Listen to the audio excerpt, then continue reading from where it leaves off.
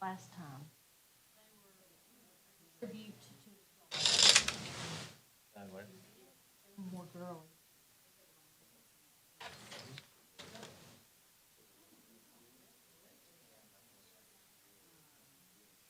She got a miss.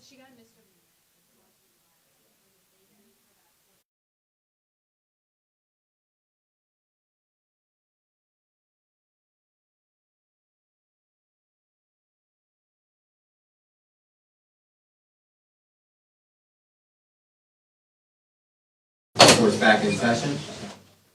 Please be seated.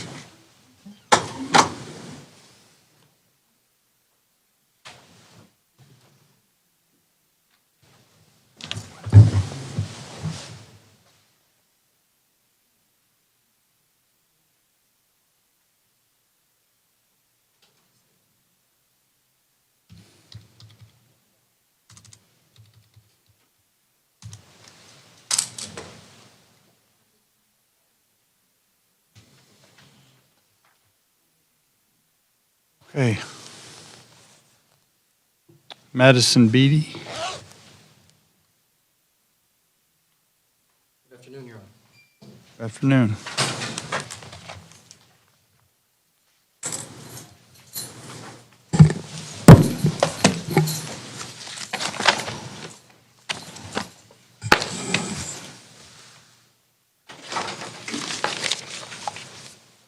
We're here on defendant's motion to reduce bond. That's correct, Your Honor. May it please the Court, Brad Stewart on behalf of Madison Beatty, Judge. And for the record, this is in case numbers 2022 CF 1920 and 1921. Your Honor, we are present before the Court with regards to our request to reduce the bond.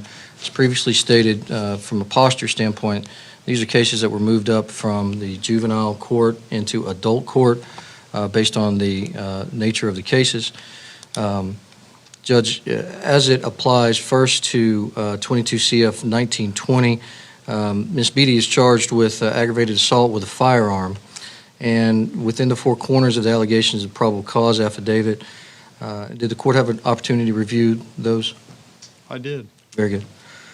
Judge, the allegations stem from evidence of a third party, that three females pulled a gun saying they would kill the alleged victim, which was the son of the individual that provided this information. It outlines the three females. Number one, with Taya, pink gun, wearing a crop top T-shirt and gray sweatpants. Number two, my client, Miss Madison Beatty, allegedly carrying a black gun. Number three, the third party, Kiki, allegedly carrying a black gun. The probable cause uses allegations of the attempted murder charge, which we'll address in a moment, in 1921, saying that my client was firing a weapon during that event. I want to point out that that's incorrect, contradicted by the probable cause affidavit in 1921, but he questionably uses potentially inadmissible evidence that was viewed on a Snapchat video that states is no longer available, showing a black female in a crop top shirt with a pink-handled pistol. He then identifies that individual as a defendant. I never thought I'd do this in open court, Judge, but I would like the court to take judicial notice that my client is not an African-American female. I think that the previously stated allegations that she had a black gun does not fit in, of course, with that probable cause affidavit. These are serious allegations, Judge, and the probable cause does not properly identify my client as the individual that this law enforcement officer is writing about. Moving forward, Judge, in 1921, the attempted second-degree murder with firearms, she's charged under... Are you arguing that this probable cause, are you trying to defeat this probable cause at this point? No, Your Honor, this is not an adversarial probable cause hearing. Based on 3130, the probable cause, adversarial probable cause is moot based on the posture of the case. The warranted arrest and the state direct filing circumvents the adversarial probable cause. We're arguing weight of the evidence for purposes of bond. which is a proper consideration under 3131, considerations for the court under bond. Essentially, Judge, on this case, If you're citing to something in a statute, you need to give it to me. Judge, it's Florida Rule of Criminal Procedure 3.131. I'm understanding exactly what you're arguing. Simply factors for bond Hold on. that the court may consider. What's the rule? 3.131. And factors for the court to consider under that rule is the weight of the evidence,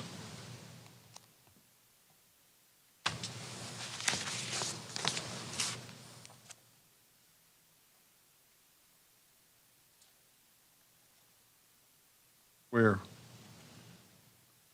Can you show it to me? I mean, I don't dispute what you're saying. I want to see the language so I can Judge, apply it. I believe it's subsection B. D It as in goes- dog? B as in boy, if I'm not mistaken. And it goes over ties to the community, criminal history, facts of the case, facts and circumstances of the case. Okay, hold on a second.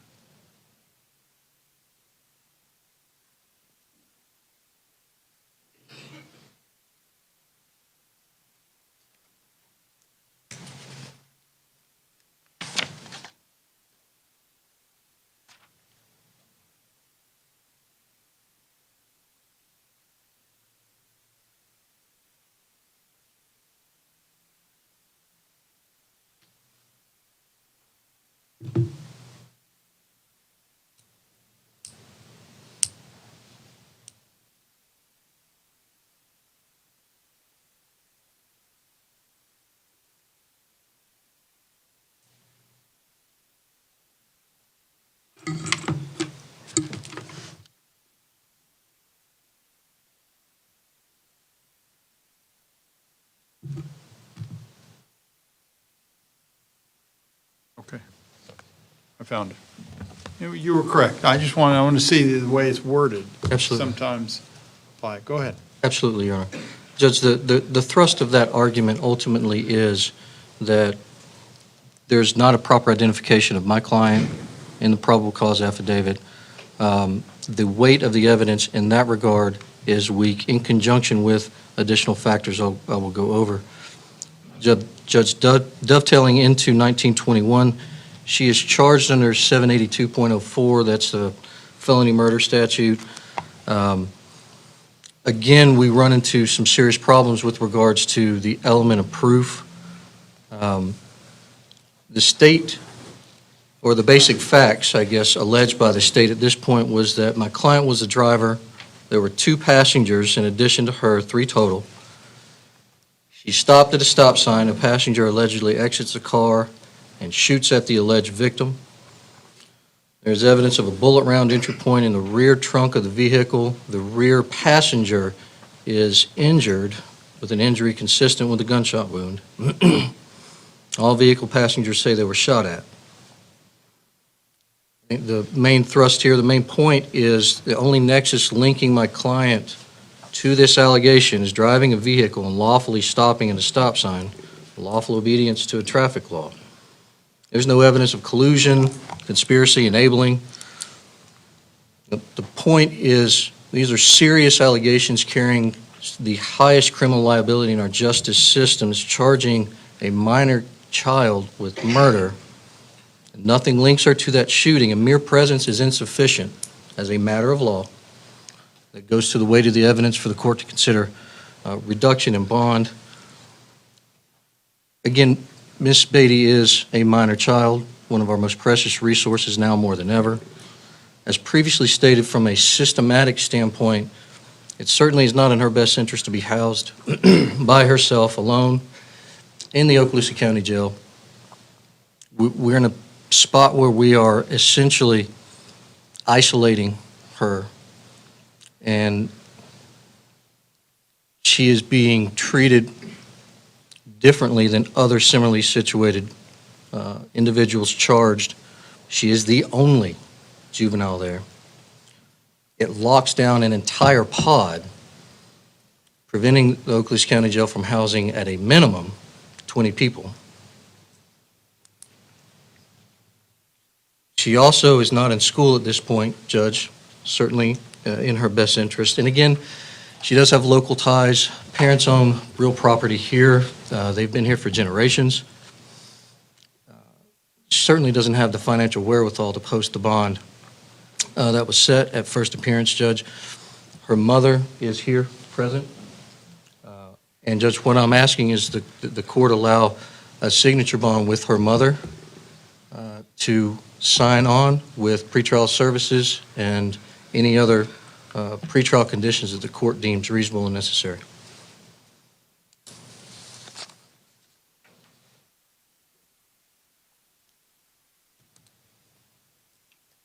Ms. Rivers. Thank you, Your Honor. Let me first start and address the housing issue of Ms. Beatty. The jail has the capacity to house her. They don't get females a lot. They do get juvenile males more so. They have the ability to put her in a jail with other female juveniles at another jail in another county, but Ms. Roper had indicated that when her previous attorney, Mark Welton, when she had spoken to him about it, he objected to that. He did not want to have to drive over to Escambia for visitation with his client. So there are alternatives available. Ms. Roper also had indicated that normally they just send the female over to Walton County. However, in this particular incident, when she had contacted Walton County, they're in the process of remodeling the jail, so the area where they keep the juvenile females is temporarily not available. That's when the idea came up to go to a different county, and then that's when it was said no by the defense attorney. The issue of schooling is always important, and they all have programs there at the jail regarding schooling. This is not DJJ schooling, but they do have the schooling, and they also have the GED program that is there. All she has to do is fill out a request to be a part of that. Now, going back to the beginning arguments, so in the first case that counsel addressed, that would be the aggravated assault by threat with a deadly weapon. In this particular case, I would argue it is sufficient. The juvenile who was shot at stated all three females pulled their gun on him, threatening him. Where? So that's page 2 of the Crestview PD warrant affidavit.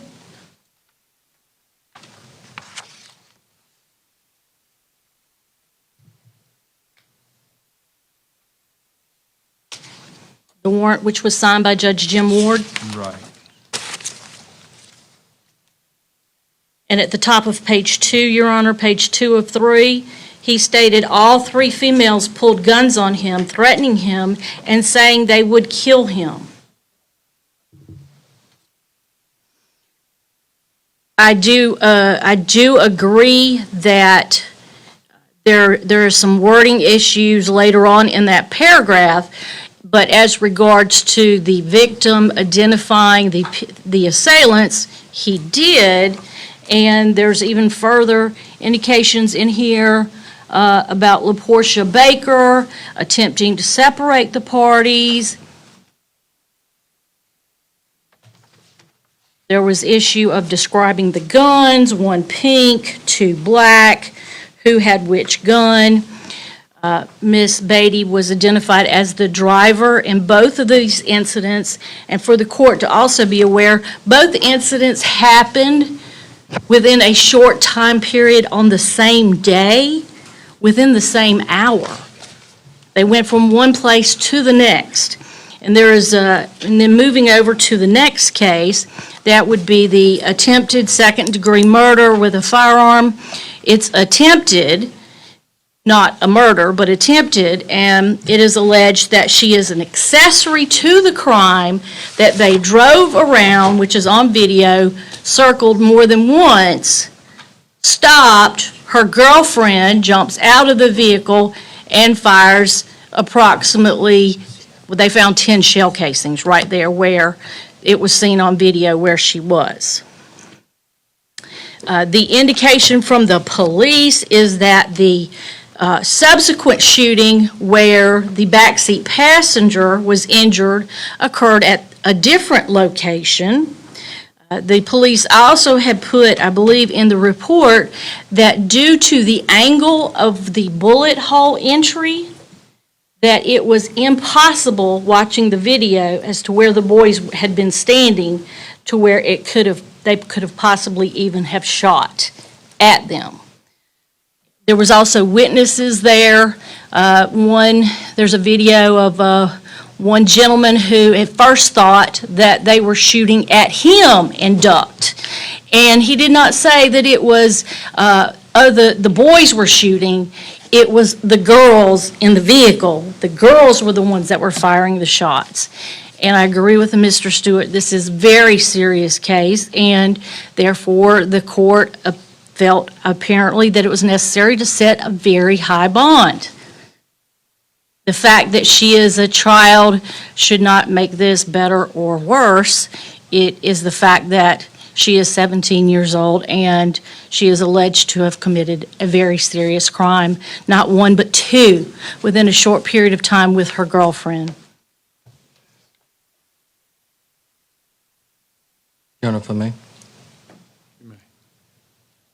As it relates to the housing issue, I was unaware of the Escambia County issue. I didn't know that that was out there. I believe it was Escambia County that Lisa Roper had said, but it was 86 by Mr. Welton. Okay. Either way, it still presents an access issue, Judge. And I do agree that Walton County is typically the conflict county that we partner with, if you will. Walton County, it has been verified through Lieutenant Roper. Walton County is unavailable. In order for her to do school at the jail, she can't do it with adults, Judge. She's juvenile. She's the only juvenile there. Not to interrupt you, but they're mandated to provide schooling, and they will provide schooling.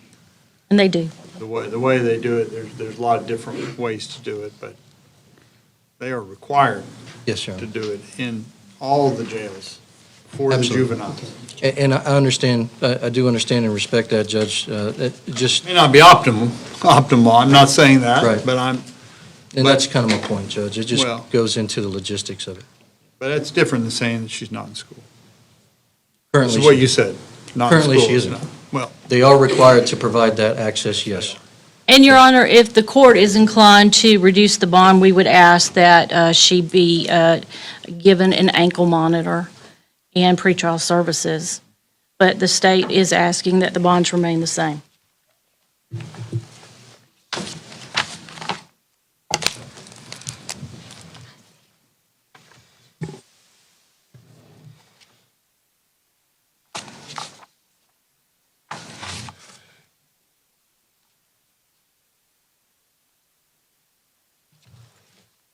Your Honor, if I may. My client has asked me to relate to the court that she is not a danger, not a threat, and she will not disappoint the court in any way upon release. Your Honor, the state does have concerns that if she is released, she will, there's one girl, the shooter, who is outstanding, who has not been found as of yet, and we believe that they are girlfriends, and we believe that they will flee together. That's one of the reasons for the ankle monitor. And certainly, Judge, we can remedy that if the court deems necessary with GPS monitor. We have no idea where she is, and Ms. Beatty does not have the means to do so, Judge.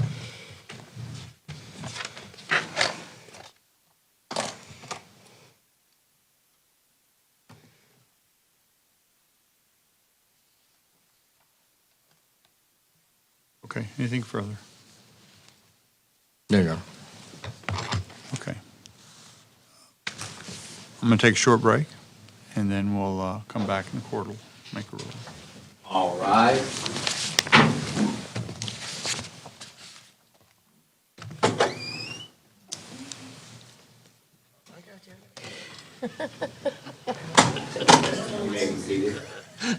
Thank you. You want to go down, Shirley? Why don't you start writing this much? This is be good. That's coming from across the aisle. You got to talk to across the aisle.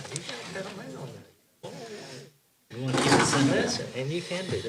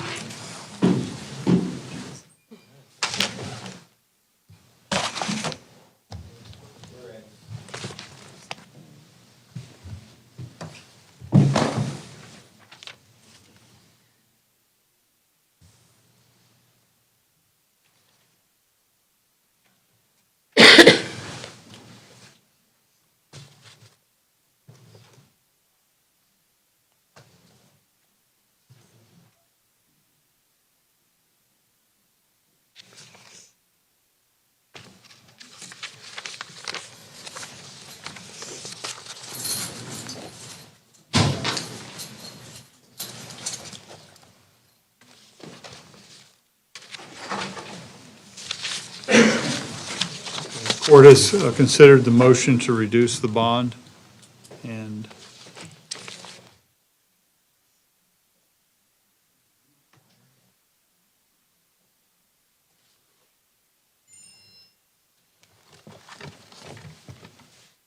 while the probable cause perhaps could have been more artfully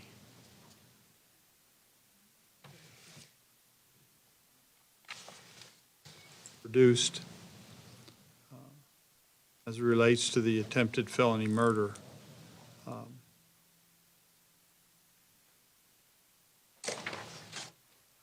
What is clear in this probable cause that it places the defendant at the scene of a very serious crime. While there may be some disagreements, I think it well establishes probable cause. Court is actually concerned that the third defendant, co-defendant, is not been apprehended. And so I think that makes the risk to the public greater. Court's going to maintain that bond at $100,000. As to the other charge, again, same comments regarding the probable cause. And based upon that, court's going to reduce that to $50,000 bond. However, the court's going to, and I don't even know what the conditions of the pretrial conditions are of the bond now, but the courts, if bond is posted, the court is ordering an ankle monitor and ordering the juvenile to be held essentially on house arrest. What they call it in the juvenile arena, but it's their standard procedure at the certain level when they are allowed to be out. And I would put those conditions on the defendant. And no contact with any of, No contact with the co-defendant, nor, of course, the alleged victims, but certainly not the co-defendants. Any contact would be very serious. And as it relates to the issues that were raised regarding school, if the juvenile remains in this facility, and if she's not getting schooling, and she so chooses, she wants schooling, I would be more than open to having somebody inform the court of that, and the court will make inquiry, because that is absolutely not appropriate. And again, you're betwixt and between whether you want to, if she remains here in this jail, whether you want her, and I'm actually sympathetic to the fact that she's basically in solitary confinement. I'm very sympathetic to that, and I'm glad to hear that there had been discussions of her being able to be allowed to be around other juvenile inmates in Escambia. That's not a perfect situation because it does create distance for people, not only counsel visiting, but perhaps even more importantly, family visiting. But that certainly should be an option if you choose to seek that. I am sympathetic to that issue, and I would think just by way of just kind of processing it that the jail would rather not have one juvenile female in their jail. They have to make very significant accommodations, and appropriately so, to separate juveniles from adults. Your Honor, if I may, as it relates to the GPS, can we assess that at $1 per day, Yes. please? And just when I submit the order, does the court have any objection if it's possible? I don't know, they'll have to take it up with the county, but the family's indicated they may be able to post a real property for the bond itself. Does the court have any Something I objection? generally, I know that's outside of the purview. I mean, I mean, if somebody can present something, I mean, I'm not in theory opposed to that. I'm just saying that is not something I would normally enter into. If you can provide something that I have some authority to do something and you're asking the court to do it, I would certainly be open to it if the law allows for that. I'm just unfamiliar. You've raised, I'm unfamiliar with that. Yes, sir.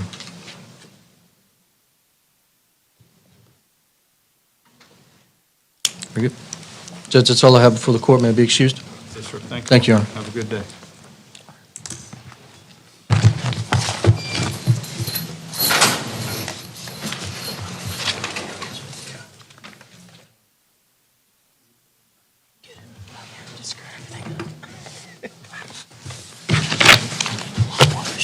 So we will begin with the arraignment, the arraignment and pleas, felony plea portion of the docket here today. One thing that I would, important kind of procedural element is that the court, as is commonly the case with these, the court recognizes that a number of the defendants that are here today do not have attorneys yet. So if that is the situation that you are in, I'm going to be asking you, and everybody here with a felony charge is allowed to have an attorney. And so I'm going to be asking you if you want to have an attorney, and hopefully you'll accept the appointment if you can't hire a private attorney. The rule is you always have a right to hire a private attorney, even after today. If you can't afford one, one will be provided to you. That's a hallowed part of our law, and I would say to you, each one of the defendants here today, it's a very practical, important part of this law, because you really don't want to be engaging in this stuff in most situations without an attorney. So if you don't have an attorney, I'm going to ask you if you want an attorney. If you accept, I'm going to appoint you the public defender, and I'm going to accept a not guilty plea so that you can then meet with your attorney and consider your case without giving up any legal rights. So I'm just letting you know, you're kind of wondering, what am I doing here? I don't know what I'm doing. So those of you who have an attorney, whether it be the public defender or a private attorney, I would hope that you would have contact or have contacted them, and they're kind of aware, and you might be having some discussions today regarding a resolution, possibly. Depends on the case. So with that, we'll go ahead, and when your name is called, if you will quickly walk up to the front to this podium here, the defendants, and so that we can move the cases as quickly as we can. Should be out of here in half hour or thereabouts. Megan Allen Velez.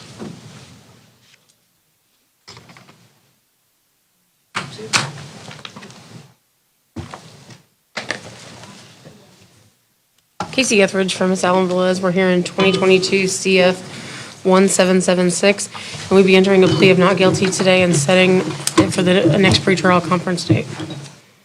So we setting in October still? October? Yes, yes, sir.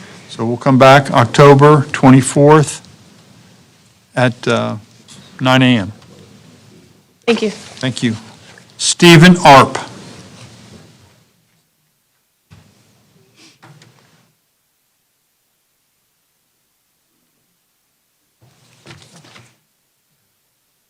Would the state announce? Is this Mr. Stephen Arp, is that who the court called? Yes. Okay. Yes. That's going to be case number 22-1833, Your Honor, and information has been filed. Very good.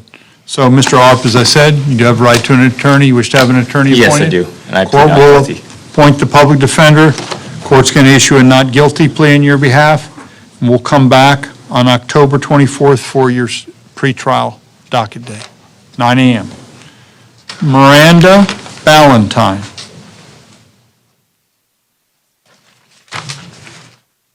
date, please? Your Honor, before the court is Ms. Miranda Valentine on 22 CF 1807. The state has not filed yet on this case. Based on the allegations, the state would be able, at this point, to file on the DUI and the possession of paraphernalia. But based on the way the report's written, I cannot in good faith file on the possession of controlled substance yet. Waiting for the lab results, and once they come back, I'll then be able to file. So I would just ask for a rearrangement at a later date. Well, I'm going to go ahead and appoint, though. Shouldn't we appoint even, do we generally appoint when, before the information, or we wait for information before we appoint? Either way. Let's go ahead and appoint, because there is apparently the ability to be able to. Ma'am, do you wish to have an attorney appointed? No. Ma'am? No? Sure? You really sure?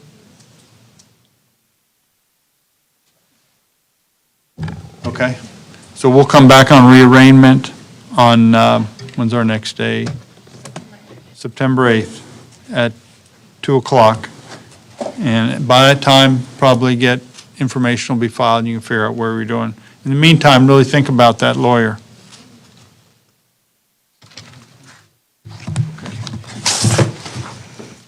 Jack Barr.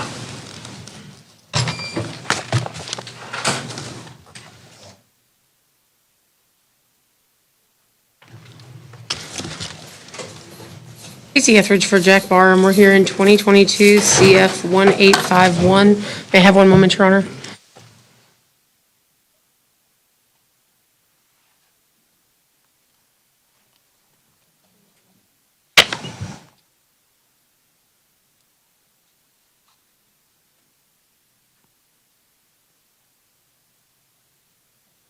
Your Honor, if we could pass him for a few moments, Your Honor, and recall him if you don't mind.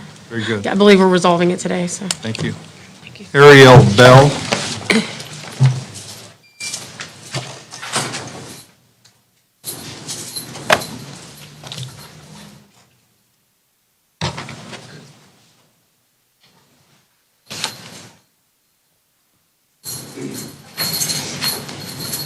Your Honor, Casey Etheridge for Ariel Bell. And for today, we'd be entering a plea of not guilty and asking for your next pretrial conference date, October 24, or, well, I guess it'd be the 26th. 26th, yeah. So not guilty plea will be entered, and we'll come back for pretrial October 26th, 9 a.m. Thank you. Thank you. Ezelyn Bell Carr.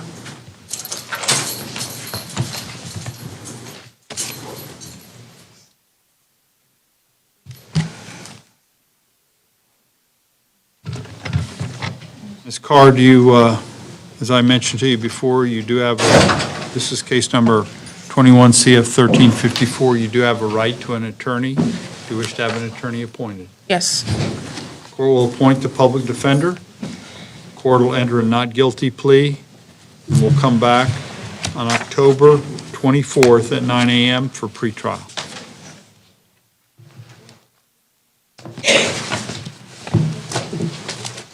Kelvin Brown. Your Honor, he pled. Is that the one we got this morning? That's right. Thank you. Ronald Corbin.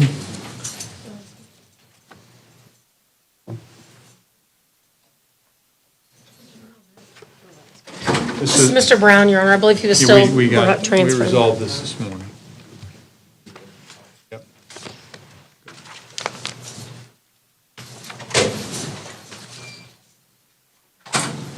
Ronald Corbin.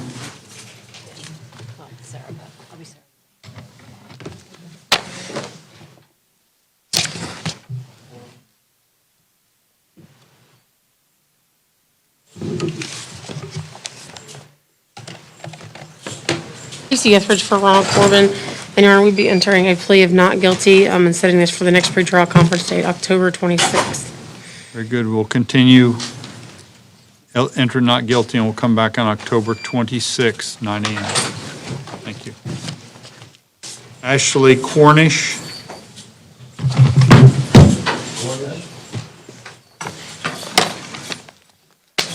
The state would announce on this. Yes, Your Honor. Ms. Cornish is before the court on 22 CF 1879, 22 CF 1735, 22 CF 1803. Okay, what was the second one you did? The second one is 1735. 22? I don't have Yes, that Your Honor, listed. they're all 2022 cases. Okay. So, Ms. Cornish, you do have a right to an attorney in all these new charges. Do you wish to have an attorney appointed? We're No, here sir. today just on a plea day, I put in a motion for bond modification. okay? Can we hear that motion today, sir? No, we don't have time. So I'll be glad we'll put that on the next miscellaneous calendar, but we don't have time this afternoon. You don't want an attorney? No, sir.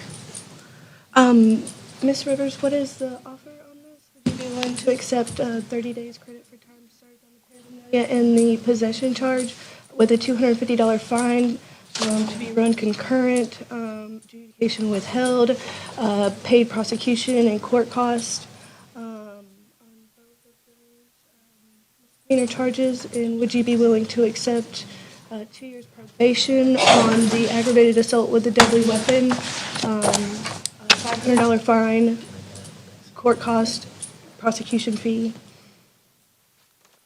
We're close. If they're so inclined to discuss it, we're close on that. Okay, so do you want to Okay, take a break? You want to come with Holder? at the break, that's fine, Your Honor. Okay, so just hang tight and we'll, Yes, sir. Thank you. she's trying to ruin my admonition to always have an attorney. Okay, it is very important to have an attorney. Kreitz, Angelica Kreitz. Speaking of not having an attorney. Judge, this is 22 CF 1836. Kreitz currently does not have an attorney. I did inform her she could have a public defender appointed today if she wishes, but I did inform her that the state today is offering her to plea to count 2 of the information, which is a misdemeanor, in exchange to dismiss count 1. Ms. Kreitz did inform me that she did wish to enter into a plea of no contest as to count 2, and in exchange, she would receive credit for time served, court costs, cost of prosecution, and she would have 180 days to pay those misdemeanor fines and court costs. She reviewed the plea agreement, she did sign, and there's no score sheet because it's a misdemeanor, if I may approach. You may. But Ms. Kreitz, I do have to formally ask, even though the attorney offered it on behalf of the state, but you do have a right to an attorney. Now, I know there's been some discussion, you're welcome to have these. It's obviously a pretty good deal that they're offering you, but I do have to offer you the right to an attorney. You wish to have an attorney appointed, you're just going to decline today? Okay, very good. So you heard the state explain your offer. Yes, sir. Is that your understanding of what the offer is? And I see that that's been written in the plea and sentencing agreement, and you've signed that. Sir. So have you read this plea and sentencing agreement? Do you feel like you understand it? Because it's got, some legal sir. stuff in here that's, it's legal. Yes, sir. And you feel comfortable with it? I mean, the big part of this plea and sentencing agreement is that by entering this, you're waiving some valuable legal rights. The rights you're waiving is the right to go to a trial, the right to contest it. You're limiting your right to a probation, to appeal it. So there, and some other issues as well. So it can be significant. Are you comfortable waiving those rights? Okay. You believe this is in your best interest? Yes, sir. You're entering this freely and voluntarily. Nobody's coercing you to do this, or even offering you an attorney. They'd probably keep this offer open for a little while if you needed to talk with an attorney. But you're comfortable going forward today? Yes, sir. Okay, very good. Based upon that testimony, the court will accept your plea and as charged to count 2, which is the possession of paraphernalia. Count 1, the possession of a controlled substance, would be null prost, and you'll get credit for time served. Are these court costs and cost of prosecution. You'll have 180 days to pay, and then it'll go to collections. Sir. Okay. Questions? No, sir. Thank you. Thank you.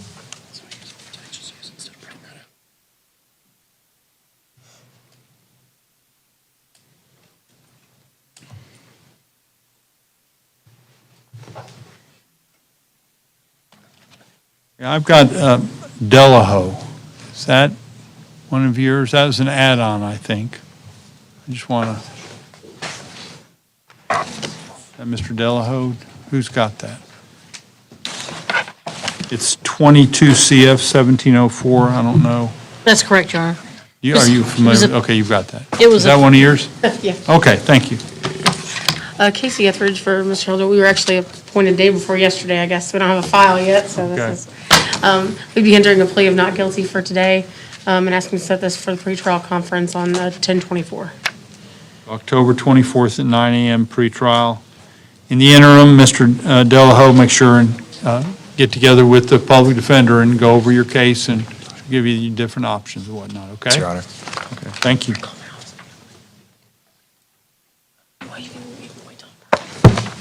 Davis, Timothy Davis.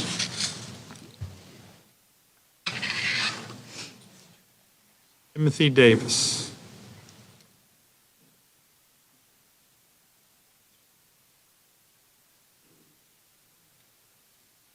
Any information? Timothy Davis. We are appointed Casey Etheridge for Timothy Davis. I've had no contact with him. Ask for a capias, Your Honor. Order issue capias, failure to appear. No bond. Angela Duke.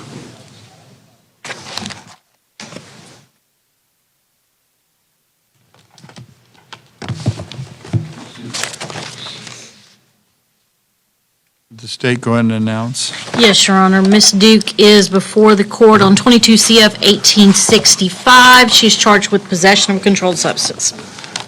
Ms. Duke, you haven't been appointed yet, have you? No. Ms. Duke, you do have a right to a appointment of an attorney. Do you wish to have an attorney appointed? Oh, no, I'm fine with, Okay. Well, she has a plea agreement, Your Honor. I don't know if, I typed it up, but she's accepting it from the state, so. Okay.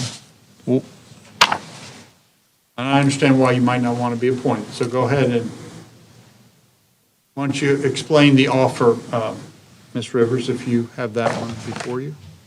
Your Honor, the offer by the state would be adjudication of guilt, credit for time served, $515 in court costs, $100 cost of prosecution, and 180 days to pay or reduced to judgment. Okay. So is that, ma'am, I need to swear you in, I'm going to ask you a couple questions. okay. You raise your right hand. Do you swear or affirm the information you're about to provide this court is the truth, nothing but the truth, so help you God? Yes, sir. So you heard the attorney state the terms of the plea that's being offered to you? Yes, sir. Plea agreement. Is that, are you in agreement with that? I am. And Yes, sir. This has been written up, Ms. Rivers? Yes, Your Honor. Okay. And you understand that by entering this plea, I can see why it's a good plea, it's credit for time served, you'll have to pay court costs, they're always doing the court cost on you. You'll have 180 days, Ms. Rivers, to pay the court That's costs? correct, Your Honor, and it'd be an adjudication withheld. Okay. Withhold of adjudication, which is good for you. Is that, are you comfortable with this agreement? Yes, sir. You believe it's in your best interest to enter I do, into yes, this? sir. You understand that by entering this, you're waiving the right to go to a trial on this and some other valuable legal rights. You believe this is better for you to resolve it here today? Yes, sir, I do. Okay. There is a withhold of adjudication, which is helpful, and then you'll get credit for time served, so you won't have any further probation or any type of incarceration. And the $615 in court costs, you have 180 days, or you can pay, it'll be reduced to judgment, okay? Okay, thank you. Kelly Ellis.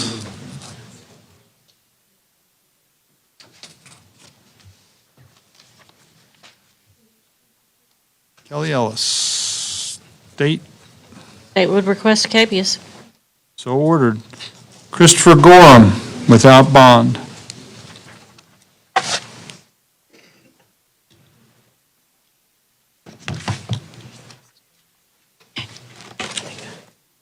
State announce, please. Yes, Your Honor. This would be Christopher Wayne Gorham on 22 CF 1863. He's charged with possession of controlled substance. Mr. Gorham, you do have right to an attorney. Yes, Wish sir, to I have an understand. attorney appointed? No, sir, I don't. Okay. Is there an offer on the table? Yes, Your Honor. Adjudication of guilt, credit for time served, 515 in court costs, $100 cost of prosecution with 180 days to pay. Okay. Let me go ahead and swear you in and Yes, sir. ask you some questions. Did I swear you in already? No, Your Honor. As you raise your right hand, do you swear or affirm the information you're about to provide this court is the truth, nothing but the truth, so help you God? I do. So you heard the state's offer. It's credit for time served. I did. So you won't have to pay you have to pay some costs, but you don't have any jail time or any probation. Yes, sir. It'll be an adjudication. Is it a withhold? It's an adjudication. Okay, so there is an adjudication of guilt, so it's going to be on your record. You got a No. possession card. You understand that? Yes, sir, I do. That has legal ramifications. You sure that's what you want to do? And you've got $615 in court costs and costs of prosecution. Okay, you have That'll be- 180 days, 6 months to pay it, or else it goes to collections. Yes, sir.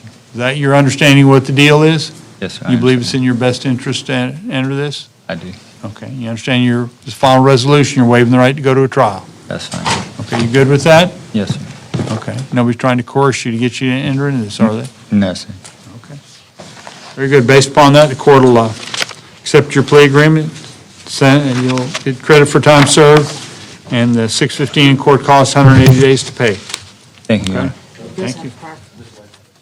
I think you got, sir, you got to get your fingerprints. Yeah, he does. I told him it might be. Joshua Grace.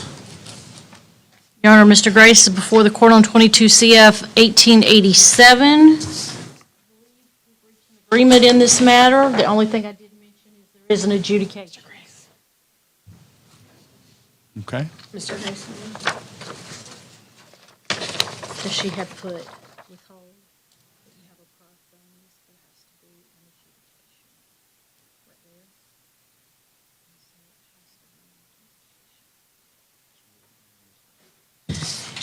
It means it can affect your life. What do you mean by effective?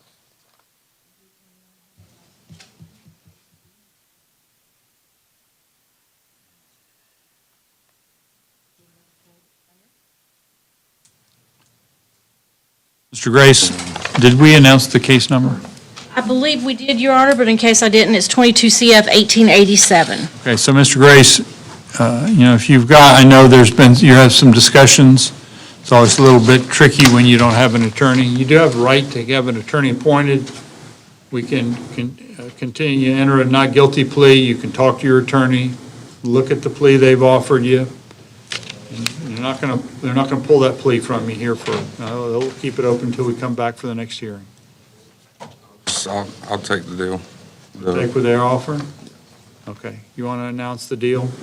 Your Honor, it would be an adjudication of guilt, credit for time served, $515 in court cost, $100 cost of prosecution, pay within 180 days or reduced to judgment.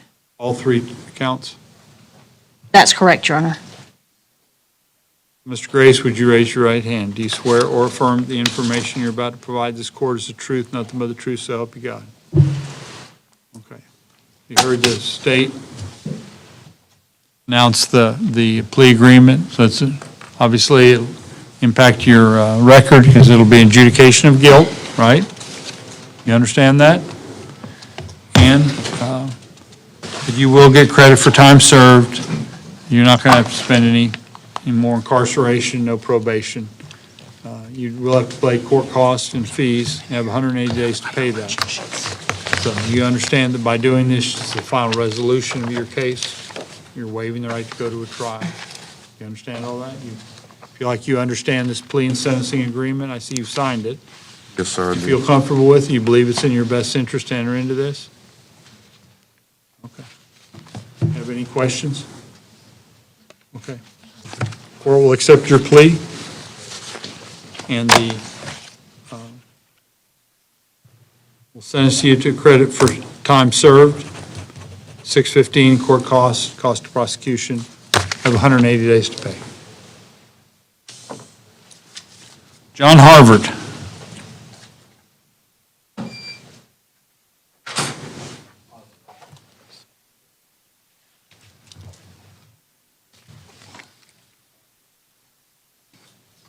Casey Etheridge for John Harvard. And Your Honor, we'd like to enter a plea of not guilty for today and set this for the next pretrial conference on October 26th.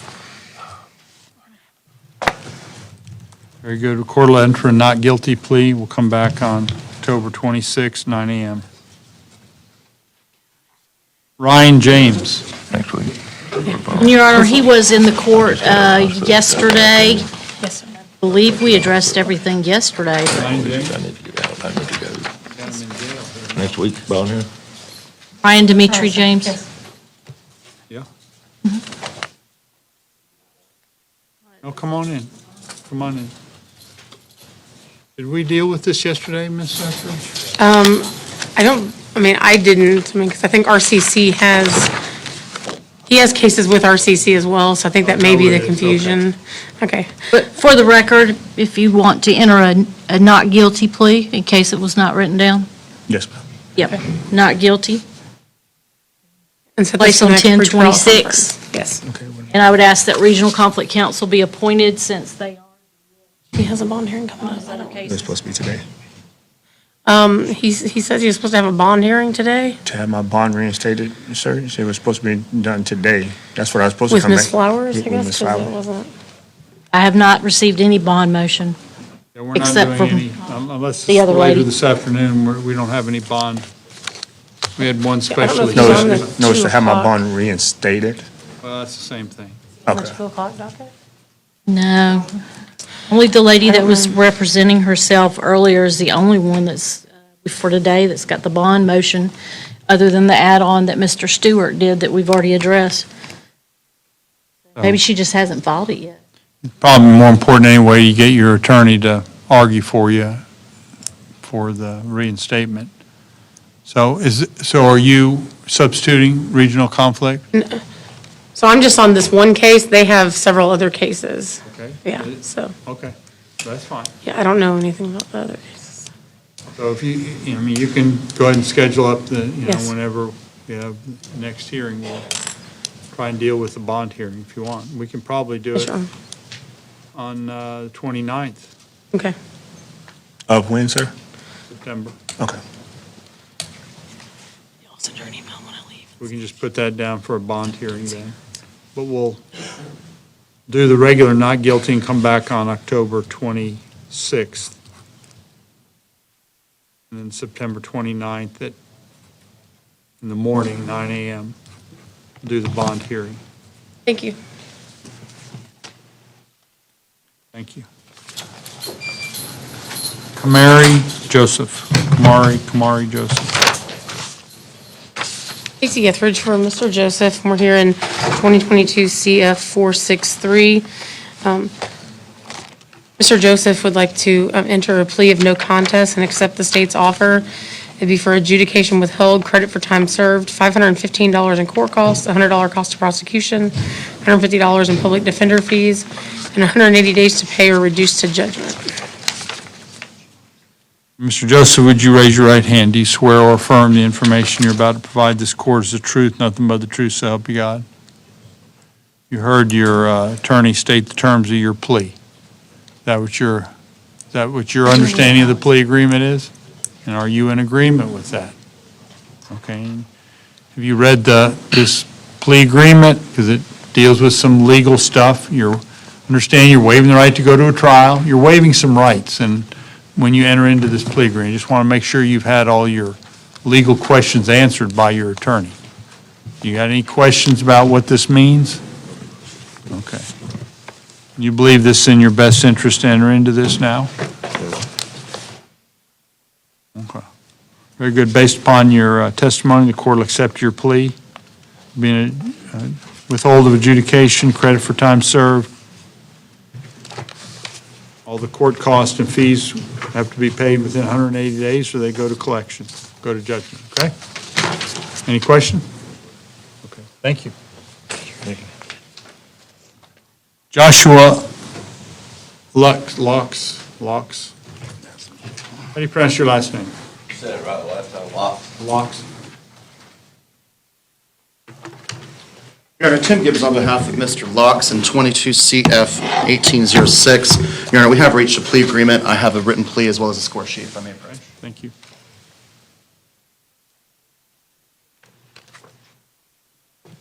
Your Honor, those terms, as you can see in the agreement, are that he would be pleading to both counts of uttering a forged instrument. He would be placed on a concurrent term of 12 months of community control, followed by 12 months of probation for a total supervision time of 24 months. During that time, Your Honor, he would be ordered to pay $415 in court costs plus $100 cost of prosecution, as well as $150 public defender fee, $1,173.32 restitution to Santa Rosa Site and Pipe in Milton. Perform 25 hours of community service, not trespass at Brown's Grocery Store in Holt, as well as Santa Rosa Site and Pipe in Milton. He'd also, of course, be prohibited from having alcohol or drugs without a valid prescription. Eight. That's the agreement, Judge. So, Mr. Locks, let me swear you in and ask you a couple questions. Would you raise your right hand? Do you swear or affirm the information you're about to provide this court is the truth, nothing but the truth, so help you God? Yes, sir. So you heard your attorney state the terms of your plea agreement. Yes, sir. Is that your understanding of what that agreement is? Yes, sir. And I see you signed the back of the actual written plea agreement. Have you gone over this with your attorney? Make sure you understand what all it means. There's a lot of legal stuff in here. Yes, sir. I'm good. You know, you're waiving the right to attorney, not to an attorney, to go to a trial. This is the final adjudication of all this. You understand all that? Yes, sir. Believe it's in your best interest to enter into this? Yes, Anybody sir. threaten or coerce you to get you to enter into this? You did it freely and voluntarily? Yes, sir. Okay. Very good. Court will accept your plea, sentence you to 12 months of community control, followed by 12 months of standard probation. All the fees and costs that are contained in the written agreement, as well as the no trespass at Browns and Santa Rosa Site and Pipe. This is an adjudication of guilt on both counts. Thank you, Your Honor. Thank you. Let's meet with The probation. defense okay with the score sheet? Yes, no objection. Okay. Can I get that recitation one more time? I'm sorry? Can I get the recitation amount? The restitution amount is $1,173.32. It's to Santa Rosa Site and Pipe. Supervision fees waived based on the recitation? Yes, sir. Thank you, sir. Okaloosa. Philip Okaloosa.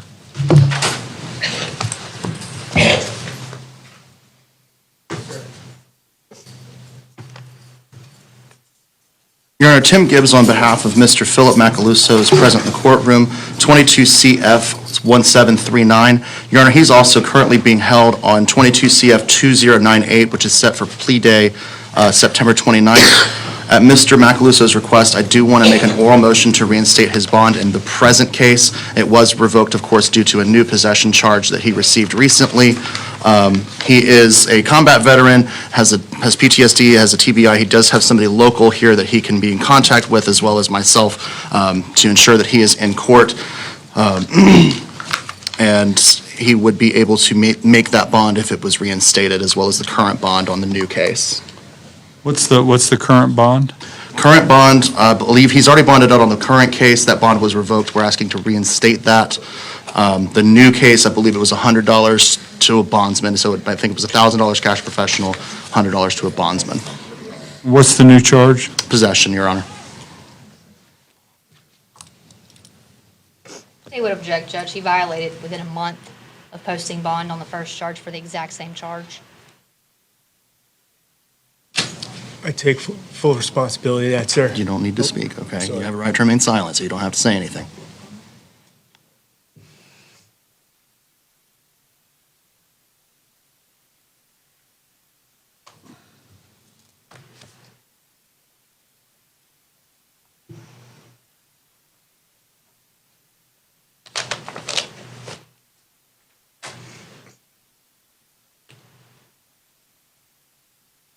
I'm going to deny it this time, but I would hope that we could engage in some discussions regarding this. There will be, Judge. Certainly.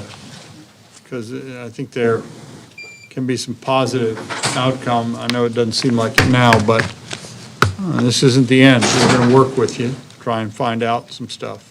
Would the council approach?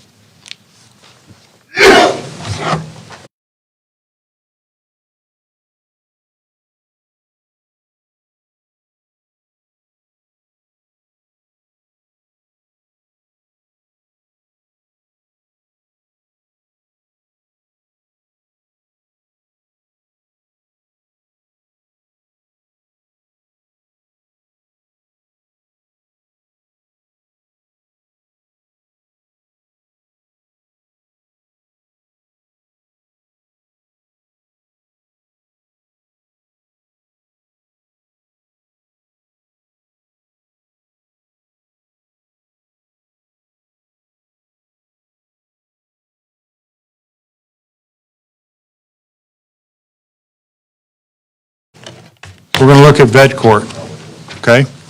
I know you've expressed some interest in it. We're going to give you the details on it and not, I don't know, we got to kind of see whether, because there's criteria and all that, but hang in there with it, okay?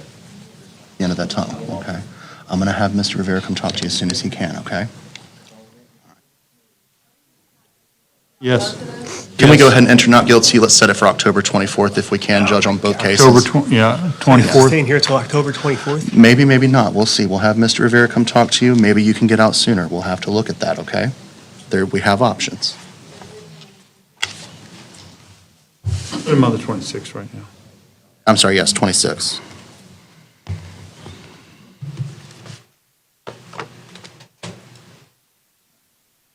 Thank you, Your Honor. So I'm going to have Mr. Rivera come talk to you about that court as soon as he can, okay?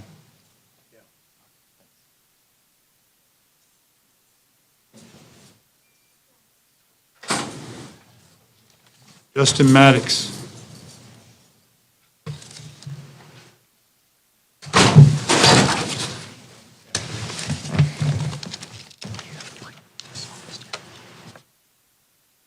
The state announce.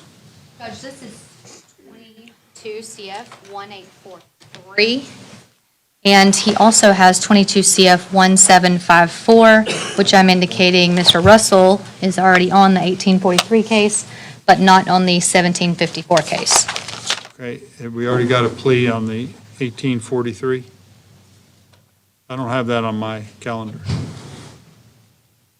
I just have that Mr. Russell's filed a demand for discovery. Has 1843 already been pled? No, sir, it's still open. Okay, so on there's a new charge. Mr. Maddox, you want me to appoint Mr. Russell on that one as well? Okay, so we'll point there. You want to make pleas on both of those, Mr. Russell? Yes, if we haven't already, we,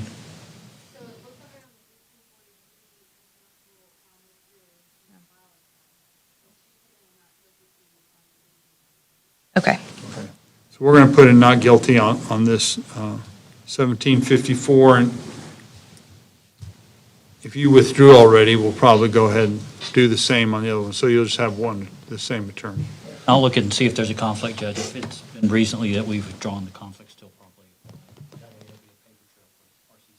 Very good. Okay.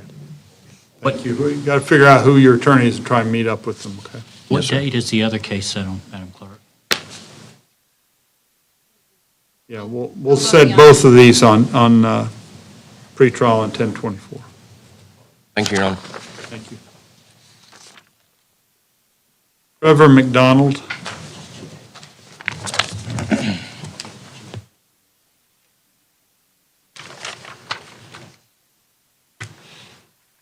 Your Honor, Tim Gibbs on behalf of Trevor McDonald in 22 CF 1834. Your Honor, I have a written plea agreement and a score sheet if I may approach. You may. Thank you. Your Honor, the terms of Mr. McDonald's plea on this case, for a no contest plea, he would be adjudicated guilty, he's sentenced to credit for time served, and then the standard fines and costs. I believe it's... Very good. Mr. McDonald, would you raise your right hand? You swear or affirm the information you're about to provide this court is the truth, nothing but the truth, so help you God. Sir. I don't know where the signature line is on that. I'm not sure. Let's see. Oh, there it Get it is. a bit out of order. That's all, I got it. Just wanted to check it out. Very good. Okay, so, state's in agreement? Yes, sir. Okay, Mr. McDonald, you heard your attorney state the terms of the plea agreement. You understand, you've signed the plea and sentencing agreement. Have you gone over all the details, made sure you asked any legal questions, how it affects your record, et cetera? Waiving the right to a trial, do you understand all that? Yes, sir. Yes?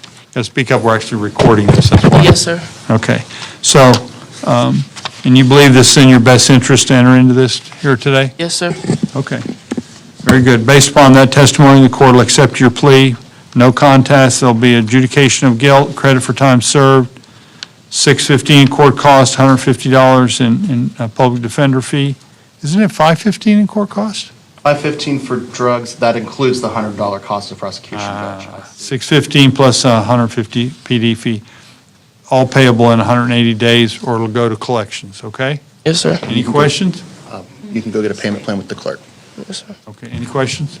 No, sir. Okay, thank you. Sorry. Tanya Metz.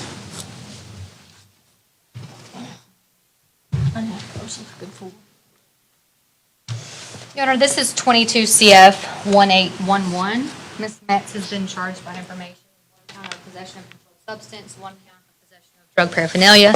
She currently does not have an attorney appointed, so I did speak with her. I informed her she did have the right to have a public defender appointed today or to hire her own attorney. She elected to proceed forward with the current offer from the state, which is plea is charged to count 2, the misdemeanor, null pros count 1. She would receive on count 2 an adjudication of guilt, credit for time served, $270 court costs, $50 cost of prosecution, and she would have 180 days to pay. There's no score sheet because it's a misdemeanor, and she has signed the plea agreement, if I may approach. Ms. McDonald, would you raise your right hand, please, and let me swear you in. Do you swear or affirm the information you're about to provide this court is the truth, nothing but the truth, so help you God? Yes, it's Metz, not McDonald. I'm But sorry? I'll still raise my hand. It's Metz, not McDonald. So you heard the attorney, the state attorney, explain the terms of your plea agreement. Yes. So plea is charged to count 2, dismiss count 1, you'll get credit for time served, and then the cost and fees to be paid in 180 days. Is that your understanding of what the fee agreement, Yes, the sir. plea agreement is? You believe it's in your best interest to enter into this? I do. I understand this is wrapping everything up. No. You're waiving the right to go to, you've heard me say it 100 times Yeah. today. Yeah, Okay. I understand. Any questions you have about what this means to you from a legal standpoint? No, sir. Okay. Based upon that, the court will accept your plea.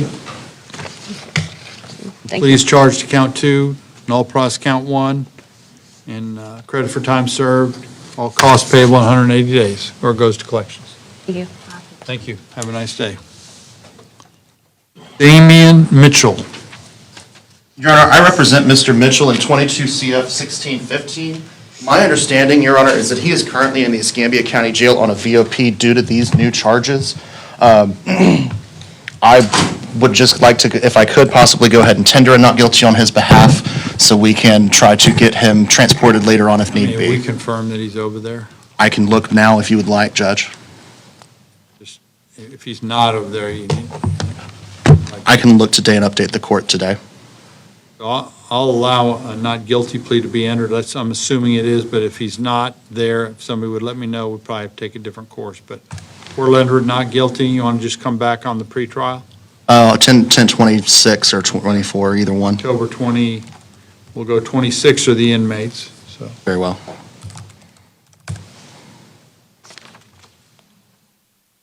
Okay.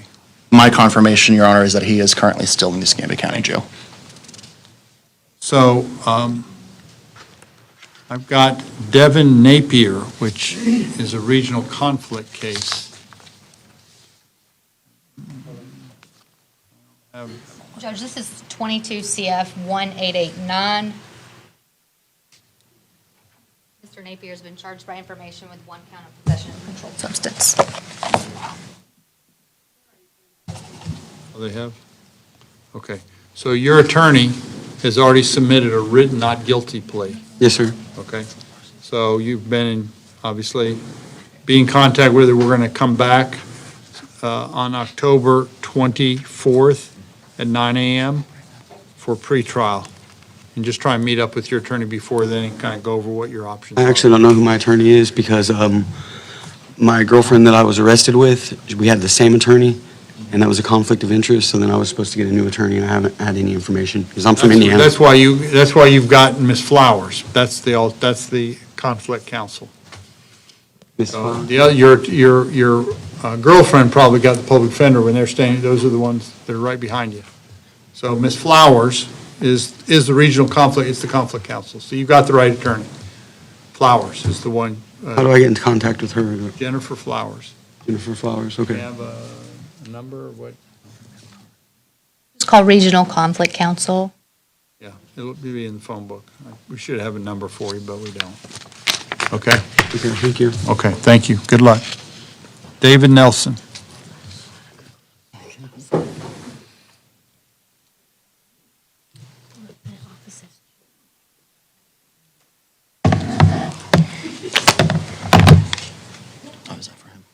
Your Honor, Mr. Nelson is charged with a single count of failure to register in case number 22-1795, and information has been formally filed and offer has been extended.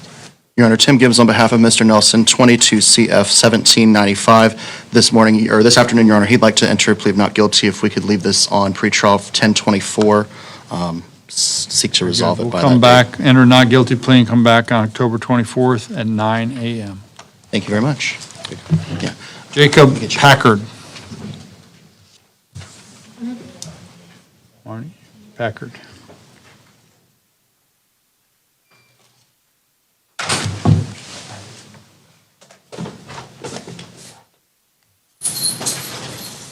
Judge, if I could have just a moment.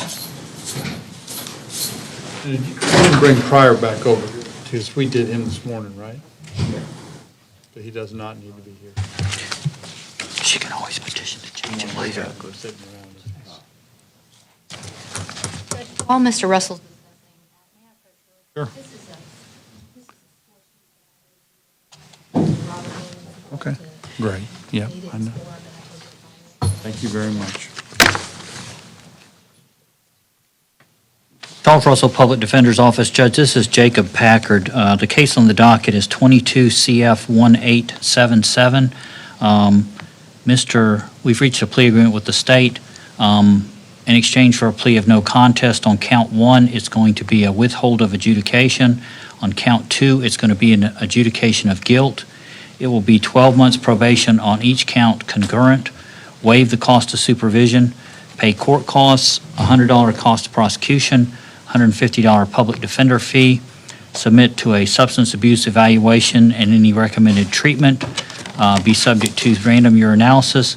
He can have no alcohol or drugs during the probation without a prescription. He would complete the anger management course, a mental health evaluation, and any recommended treatment, including taking prescribed medications. And he has to have no contact with Julia Packard. And I have a score sheet if I may approach. I need counsel to approach.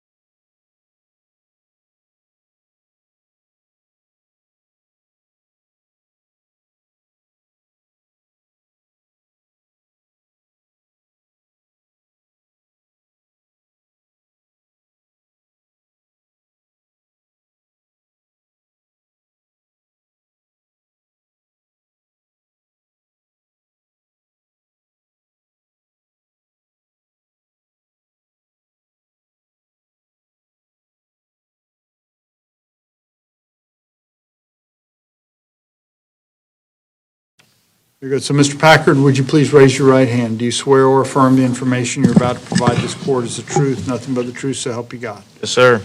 Okay, you heard your attorney state the terms of the plea agreement. Is that your understanding of what the agreement is? Yes, sir. And you understand that by entering this agreement, you're going to waive the right to go to a trial, and you're giving up some valuable legal rights? You understand that? Yes, sir. I see you've signed the plea and sentencing agreement. Have you gone over this plea and sentencing agreement with your attorney, make sure you understand the legal aspects of it? Yes, sir. And you're entering this freely and voluntarily, no questions? Sir. And the defense is okay with the score sheet? Yes, Your Honor. Very good. Based upon that, Mr. Packard, the court will accept your plea agreement. Court will withhold adjudication as to count 1. There will be an adjudication of guilt as to count 2, 12 months of probation for each count. It'll run concurrent, so it'll run at the same time. Waive cost of supervision, be various court costs, et cetera. There will be a substance abuse evaluation and any recommended treatment, random urinalysis, et cetera. Anger management, complete that course, mental health evaluation. So all of those recommendations are really, that's the important stuff. Yes, So sir. hopefully you can work on that and really go after it early, because you only got 12 months of probation. Exactly. It's a short time. You think about, it'll turn around and you'll be at the 6-month mark. Okay, so anything else that's contained in this plea and sentencing agreement? Okay, thank you. Thank you, Judge. Terrence Parker. Your Honor, Tim Gibbs on behalf of Terrence Parker in 22 CF 1726. I understand that there was a filing in the court file from North Okaloosa Medical Center that he was supposed to quarantine until August 31st. I'm not sure exactly how the court wants to approach that. He was quarantining due to COVID and due to some respiratory issues that he was having due to that. Just bring him back. Why don't we just continue the arraignment? That works for me, Your Honor. You can enter a written plea. You've already been, he's been appointed. If you want written, why don't we do the rearrangement for Set it for pretrial? Is that the 8th, or do you want to do the 6th? October 6th? September 6th for pretrial, or not I'm not, that's docket day. Having to get used to these. Let's go, yeah, let's do a rearrangement on October 6th. And then if there's a written, not guilty, if you have a written not guilty plea, then we'll also set this for October 24th. Okay. So that's the regular pretrial. So we'll set it for both. So that, and then October 6th. But again, you get the written not guilty, and you can cancel that one. Okay? That works. Thank you, Your Honor. Okay. No, October 6th. Well, we could do September 8th. Yeah, there's 2 more before That September 8th is acceptable for me, Your Honor. Okay, September 8th. Okay, very good. Thank you, Your Honor. Then Patterson, I think we dealt with already. Malia Prior, if I pronounced that right?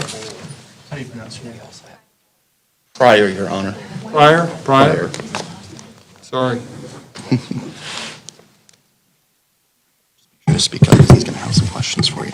Your Honor, Tim Gibbs on behalf of Malia Pryor in 22 CF 1895. We have reached an agreement with the state, if I may approach for score sheet. May. Thank you.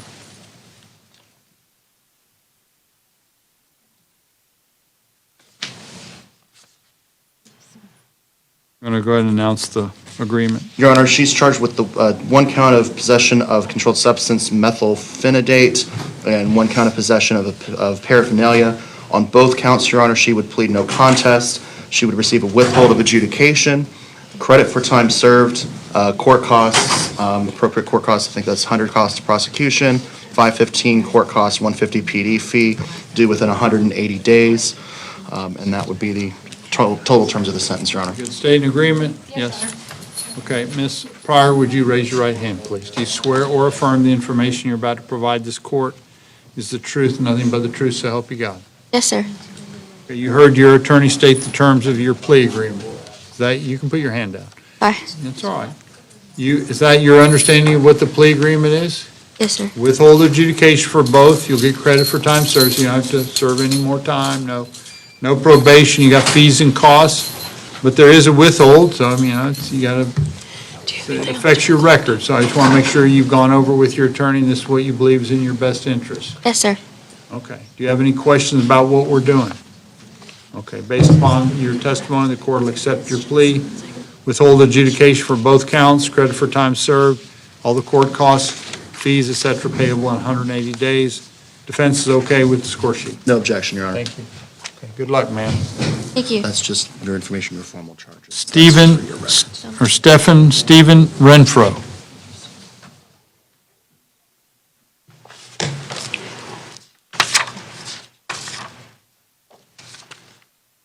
The state announced he doesn't have an attorney. 22 CF 1785. Mr. Renfro has been charged by information with 1 count of possession of controlled substance, driving while license suspended, and possession of drug paraphernalia. He's currently not represented by anyone. Okay, so, Mr. Renfro, you do have a right to an attorney in these charges? You wish to have an attorney appointed? Yes, sir. Okay. Court will appoint the public defender. Court's going to issue a not guilty plea.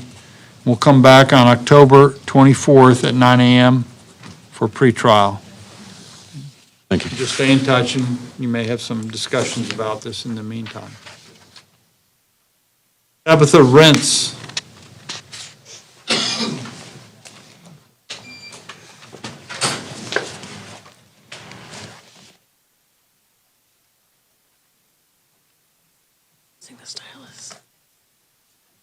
Good if I could just have a moment. Where is it even?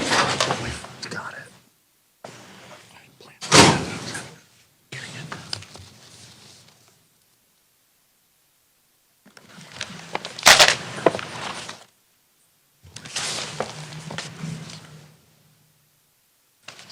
And Judge, for the record, this is 22 CF 1765.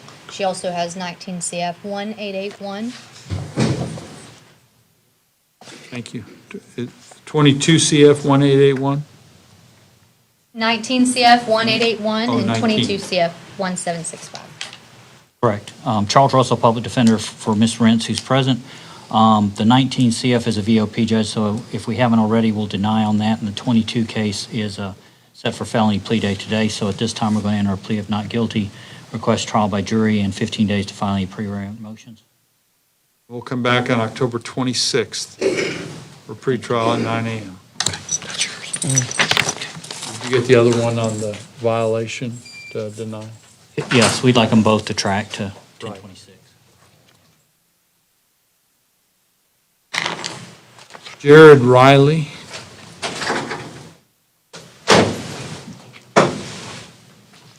The state announced.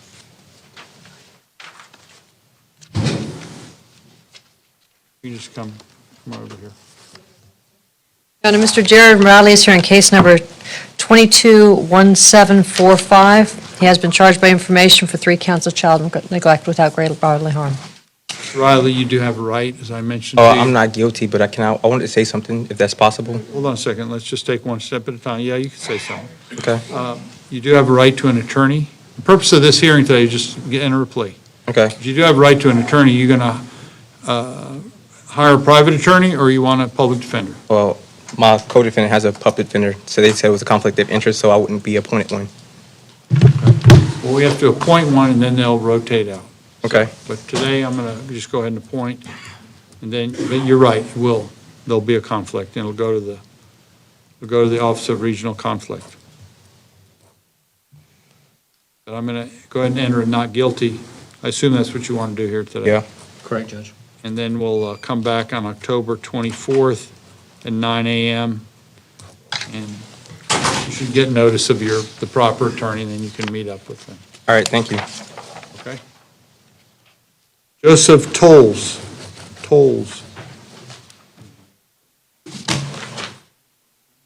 Judge, this is 22 CF 1774.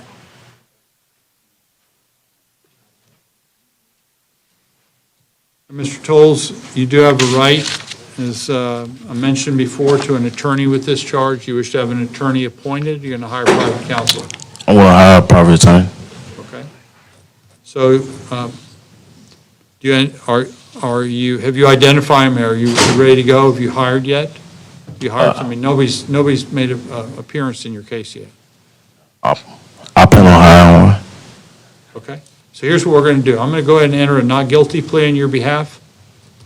I assume that's what you want to do. Right. And then we'll come back on October 24th at 9 a.m. That's like over a month away. You got to do two things before then.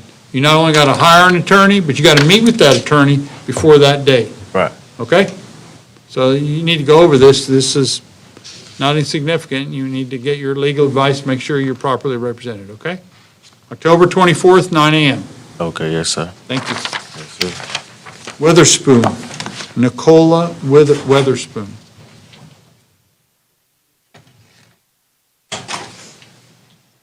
CF 1812. The defendant's been charged by information with possession of a controlled substance and possession of drug paraphernalia. She's not represented by an attorney, but I spoke with her informed of the offer, and I think she wishes to have a public defender.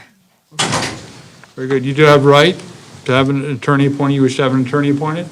Okay. Very good. The court will appoint the public defender. The court's going to issue a not guilty plea. We'll come back on October 24th at 9 a.m.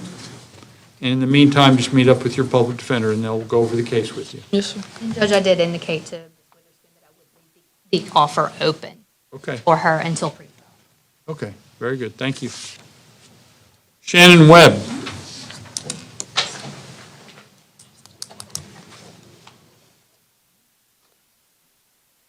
Did the state announce on this one? Okay. This is 22 CF 1768. Ms. Webb's been charged by information with 1 count of possession of controlled substance. Okay. Judge, she's currently not represented by an attorney. I did speak with her regarding the state's offer if she'd like to plead today. I informed her she had the right to have a public defender appointed as well. I informed her of the offer of a withhold of adjudication with credit for time served, court costs, and costs of prosecution. At first, she was thinking public defender. Now she's indicated that she wants to take the offer. So if she's still interested, I can provide her with a plea form to review. I want to take the offer of the states. Okay. So we'll pass over this. You want to, so you can give her a plea form? And I will, Judge. I'll fill that out. Okay. So just hang around. They'll get you, you got to actually get a written plea form. And you need to read that when she gives it to you. It's got the plea agreement, but it's got some other stuff on it. So you're going to have to take a couple minutes and read it, okay? Worley, Angelia Worley.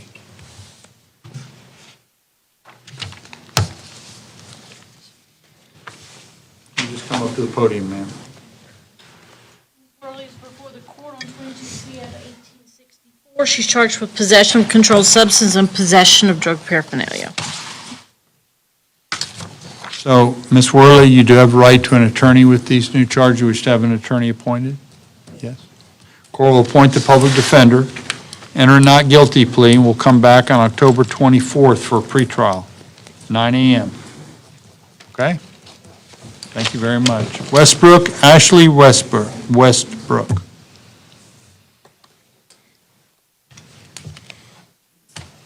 22 CF 1862. Russell Public Defender's Office, Judge. I believe we have a plea agreement.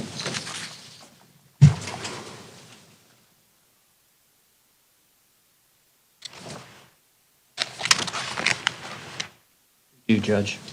In exchange for a plea of no contest as charged, it will be an adjudication withheld, time served, court costs, $100 cost of prosecution, $150 public defender fee, and 120 days to pay or against the judgment. And I have a score sheet, too. That's the agreement, Your Honor. Thank you. Ms. Westbrook, would you please raise your right hand? Do you swear or affirm the information you're about to provide this court is the truth, nothing but the truth, so help you God? I do. Okay, Ms. Westbrook, you heard your attorney state the terms of the plea agreement. Is that your understanding of the Yes. plea agreement? And You're in agreement with that? Yes. I see the same thing is in the written plea agreement. Have you gone over this written plea agreement with your attorney? Because it's got some other legal stuff in here. Make sure you understand what this all means legally. And you understand that by entering this, you're waiving the right to go to a trial. This is the final adjudication of your case. You believe this is in your best interest to enter into this plea? I do. Very good. Based upon that testimony, the court will accept the plea agreement. Adjudication will be withheld on the single count. You'll get credit for time served. Court costs, PD fee, have 120 days to pay, or it'll go to judgment. Okay? Thank you. And the defense is okay on the score sheet? Yes, Your Honor. Thanks. Okay, thank you. Sorry. You're good. Michael Wise.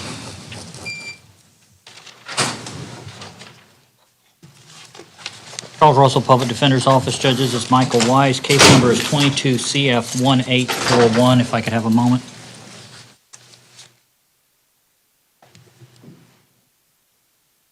This time, judges, here for a felony plea day. At this time, we're going to enter a plea of not guilty, request trial by jury in 15 days to file any pre-arraignment motions.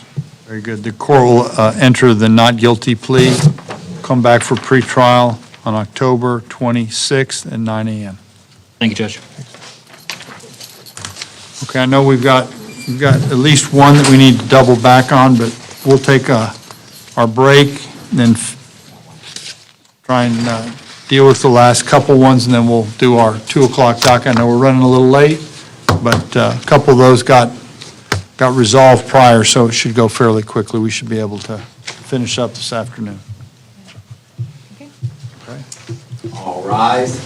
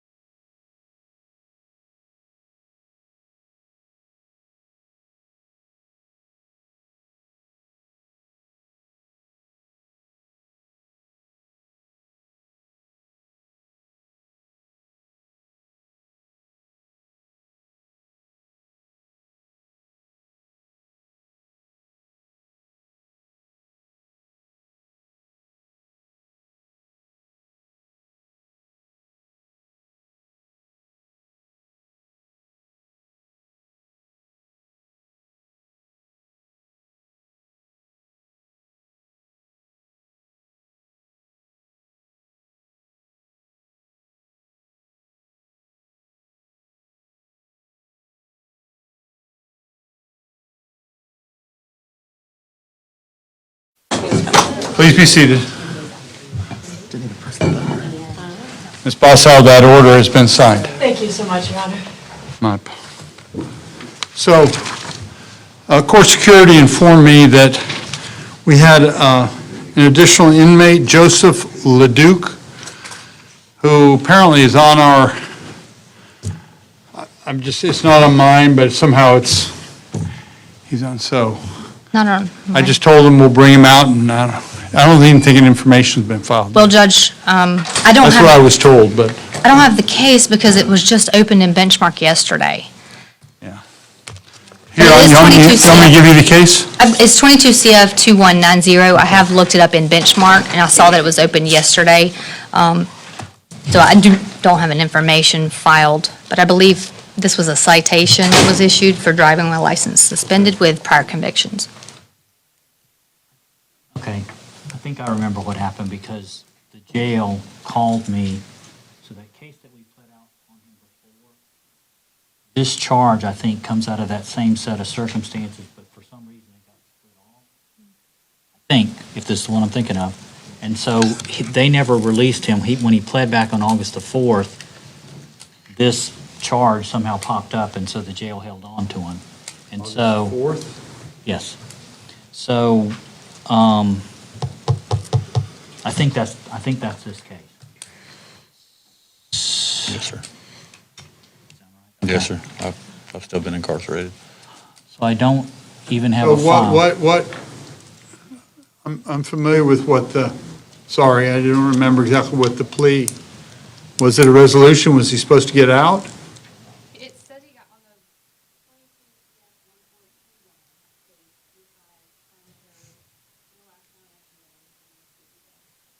That was just the only.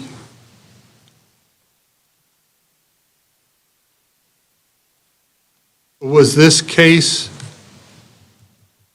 when did this event occur? According to the citation, I believe it was July 21st of So it was 2021. prior to the plea agreement on the other thing, so it should have been wrapped up, but, don't know. I think this is the one that Lieutenant Roper at the jail called me and said. Was this were you here? Do you remember it?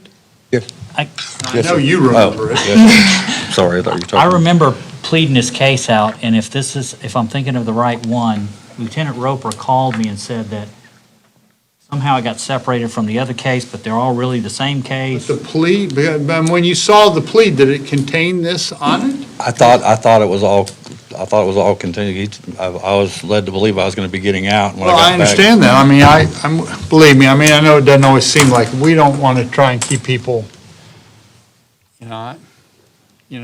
that aren't supposed to be there. And I mean that in all sincerity. Got enough people that deserve to be there. Pass it for a few minutes of the state. That's my recollection of what's going on. I know- What's the other case number? The new one or The old one. the old one is 22 CF 142. That's the one he pled on. I just wanted to look at the plea agreement.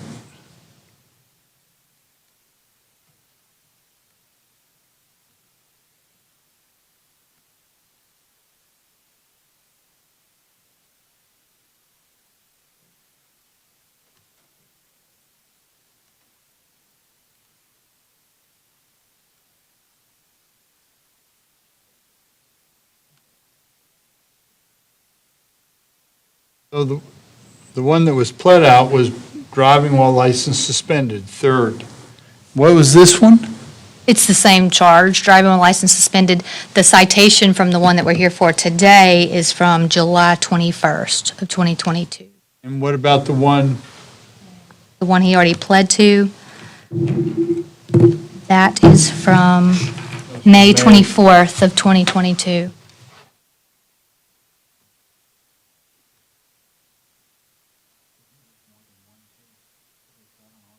Mm-mm.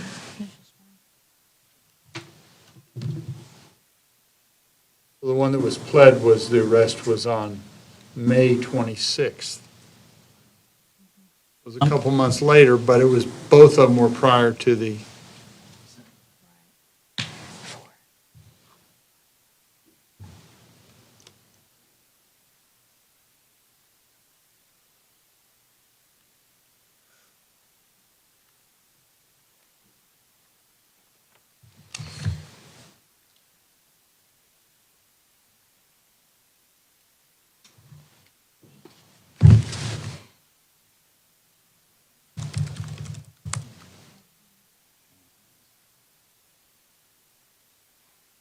Sure.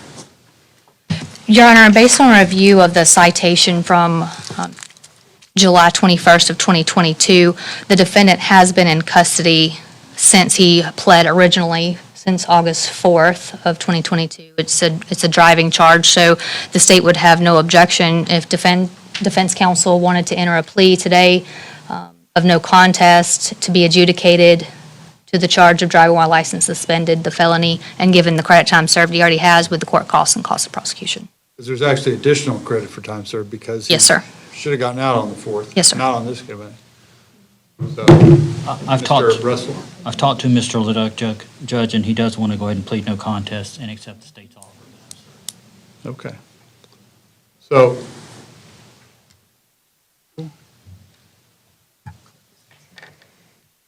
This one? I was going to tear it out. Okay. So let me just ask you a couple questions. So how do you pronounce it? Is it Ledoux? Ledoux. Ledoux? Yes, sir. Mr. Ledoux, would you raise your right hand? Do you swear or affirm the information you're about to provide this court is the truth, nothing but the truth, so help you God? I do. So, I know you want to enter into this plea agreement, get out of jail and all that, but I just want to make sure that you're comfortable that, this isn't, it does have some legal ramifications. Just want to make sure you've had all your questions answered by your attorney and that you feel comfortable that this is a proper move at this point. I'm willing to enter into it. And I believe like you say, you've been in since, even if we don't even look at the other stuff, you've been in since August 4th, when you shouldn't have been in, except for this case. Whether or not, I'm not saying whether you should or shouldn't on this, but it seems like there may have been a mess up a little bit. So I just want to make sure you're comfortable with that and you've had all your questions answered from your attorney. Yes, sir. Okay, so based upon that, the court will accept the plea, no contest plea. The court will order that you receive credit for all time served, no further probation or incarceration, you can get out immediately.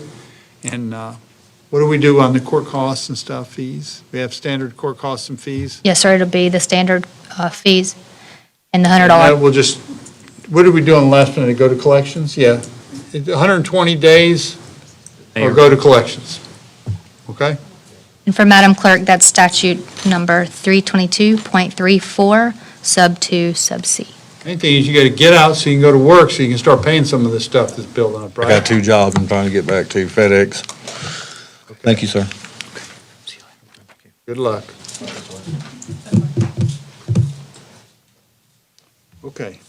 Now, do we have any from this morning? Yes, Your Honor, we have Jack We're running a Barr. little late. Pardon? We have Jack Barr. Jack Barr, okay. That's right. From the 130. Marnie, we got Barr. Is he coming up?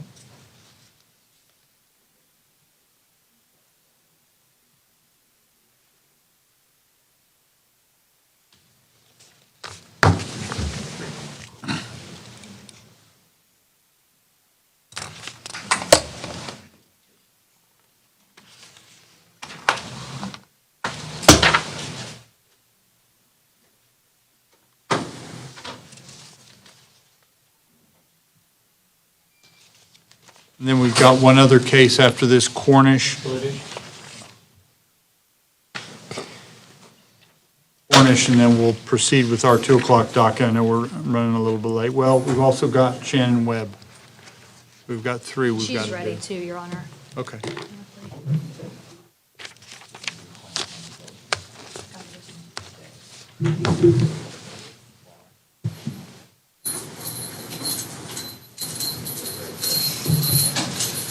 So in the case you have for Jack Barr, we're here in 2022, CF 1851.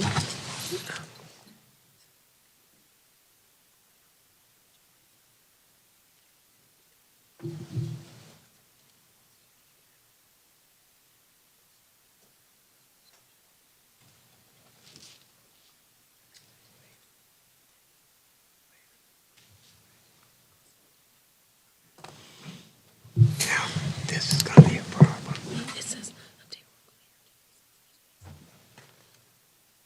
Okay? Yes, ma'am. Okay. Mr. Barr would like to enter a no contest plea and accept the state's offer.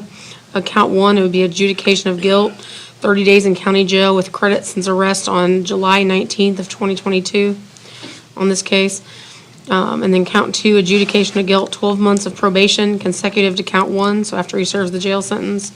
Cost of supervision waived, $100 cost of prosecution, $150 in public defender fees, $415 in court costs, obtain or clear to the extent possible so he can work on getting a valid driver's license.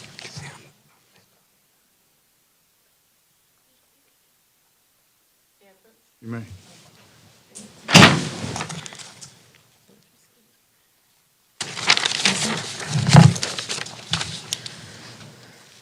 Barry, how's that normally worded when you're, so like just good faith effort to obtain the driver's license, that you've made application even if? That's correct, Your Honor. Okay. Good faith effort. Okay. Mr. Barr ain't gonna get his back. Come on, Mr. Barry. That's not more like trying. You don't know me. Only for 25. Okay, Mr. Barr, would you please raise your right hand, sir? Do you swear or affirm the information you're about to provide this court is the truth, nothing but the truth, so help you God? Yes, sir.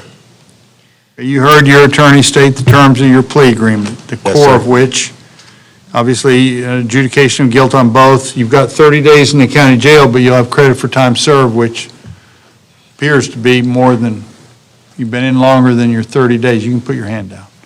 So you'll be able to get out of that, but you'll have 12 months of probation starting when you get out, correct? Yes, sir. You understand all that? Yes, sir. And you've had a chance to, you've been through this before.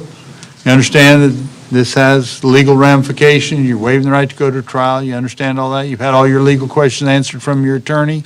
Yes, sir. State's in agreement on all this, right? State's in agreement? Ms. Rivers? Yes, Your Honor. Yes. So, very good. Based upon your knowledge of all this, I assume you have a good understanding, and the court will accept the plea and sentencing agreement. There'll be an adjudication of guilt, 30 days in the county jail for resisting, with credit for time served since 7/19 of this year, 12 months of probation for count 2. All fees and costs, and obtain or clear to the extent possible to get a valid driver's license. Okay? Thank you, Your Honor. Okay, good luck. And the defense is okay with the score sheet, right? Yes, Your Honor, no objection. Thank you. Okay, so we've got Webb, you want to do Webb? Webb? This is 22 CF 1768. Ms. Webb currently does not have an attorney. However, I've conveyed an offer to her that she's indicated she wishes to accept.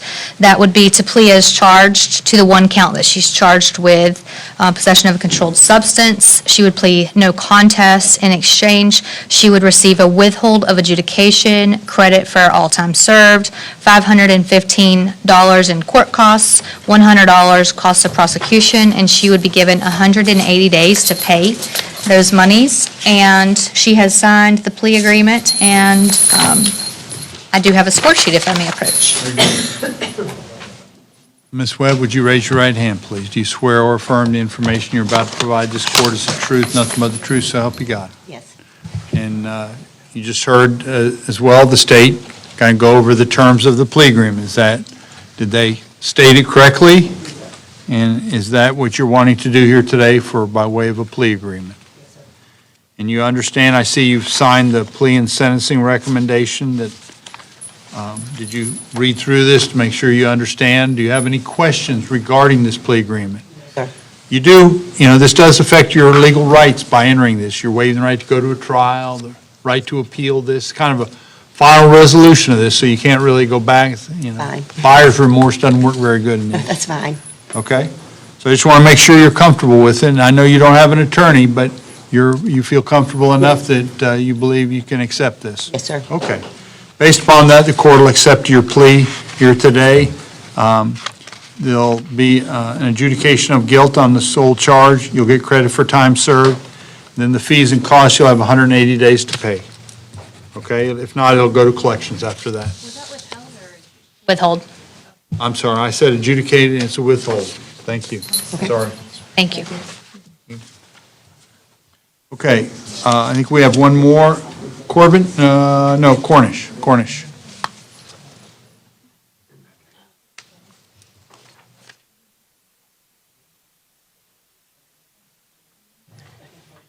Who on the state's handling Cornish? Cornish? Yes, Your Honor. Is she up? Your Honor, I do not know if she's going to accept the state's offer. I did send it back to her. Okay. You want to bring her out, and then we'll either...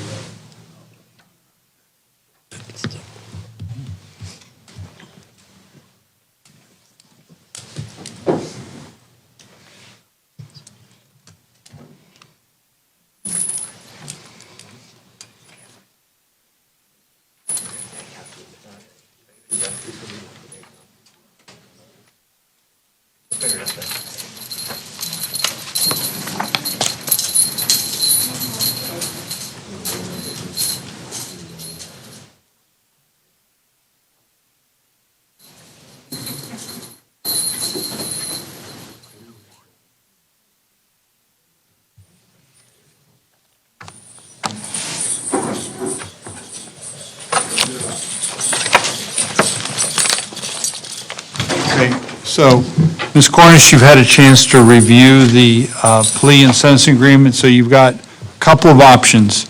Yes, sir. If you have any questions, the state, hold on.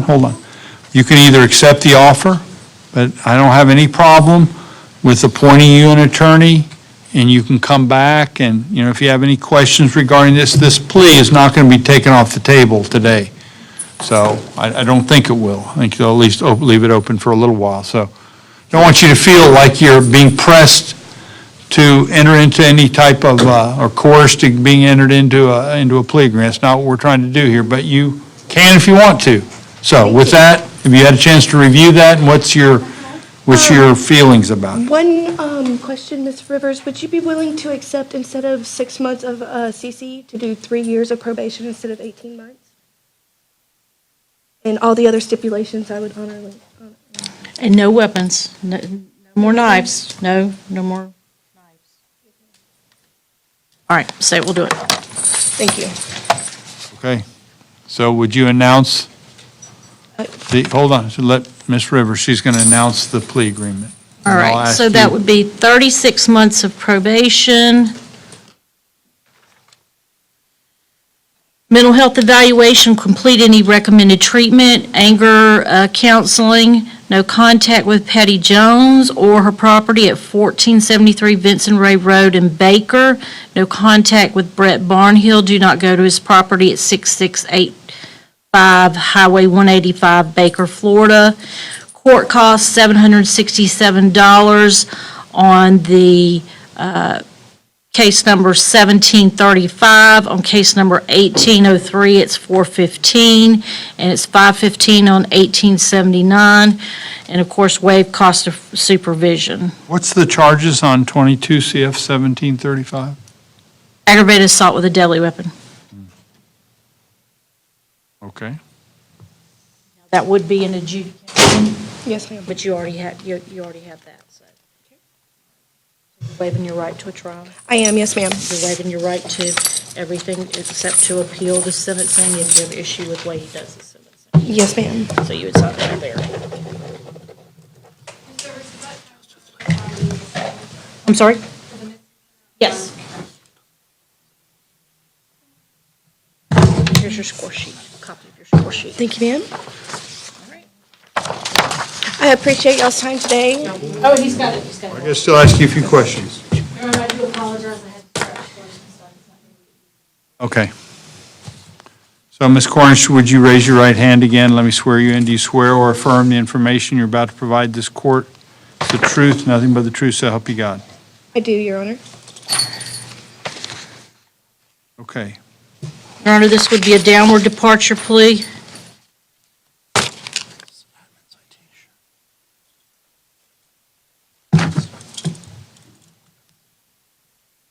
So, Ms. Cornish, you've had, the state has explained the terms of the plea agreement with you, and that the terms are also contained in a hastily prepared sentencing recommendation. Yes, thank you so So, much for your. I just want to make sure that, obviously, there's, this is some serious charge, particularly the one charge that you have on 1735. But it's important that you understand that this does have legal ramifications. You're waiving the right. There will be, you'll be adjudicated guilty on all these charges, so it'll be on your record. Do you understand all that? Yes, sir. I can go back and petition at a later date to have those records sealed per extenuating circumstances. You can always do whatever the statute allows you to do with regards to expungement and whatnot. I'm not telling you exactly, I don't want to make any promise, hey, you can get this. And Your Honor, the victim is present on that particular case, and she is in agreement with this also. Okay, and I appreciate you telling me that. May we So, no violent no. contact instead of no? No, Okay. no, not at this point. No, that's something that at some point later you can come back and redress. So, ma'am, look toward me. This is important. Main thing you got to do on this right here is follow it to a T. Be in communication with your probation officer.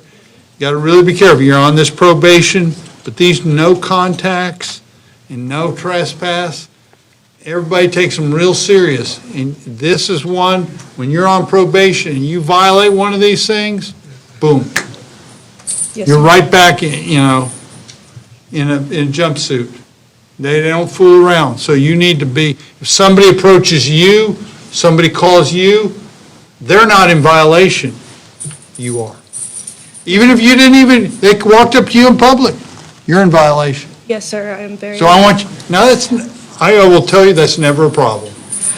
But I just want you to be aware that it is your responsibility to recede, okay? People aren't going to be unreasonable, but you got to stay away. If you walk into a restaurant and somebody's already there, you got to just turn around and walk away, okay? I got a right to be there. No, actually, you don't anymore, okay? So you just, for the next few years, you got to really play it tight so you don't get in any further trouble. But open the lines of communication with your probation officer. They'll walk through exactly what you need to do with regards to any type of counseling and services and the assessment, evaluations and stuff, okay? Yes, sir, thank you. So, do you have any other questions? I know you don't have an attorney, but you seem to be clear about what you wanted to do, and you're comfortable with this. Nobody coerced you to get you to enter into this, did they? No, sir, they did not. I enter it voluntarily and in good faith. Okay, and this actually is a downward departure. That's a legal term, which means under the sentencing guidelines, the minimum sentence was a little over a year in the Department of Corrections. So, anyway, very good. Good luck. Thank you so much for your time, sir.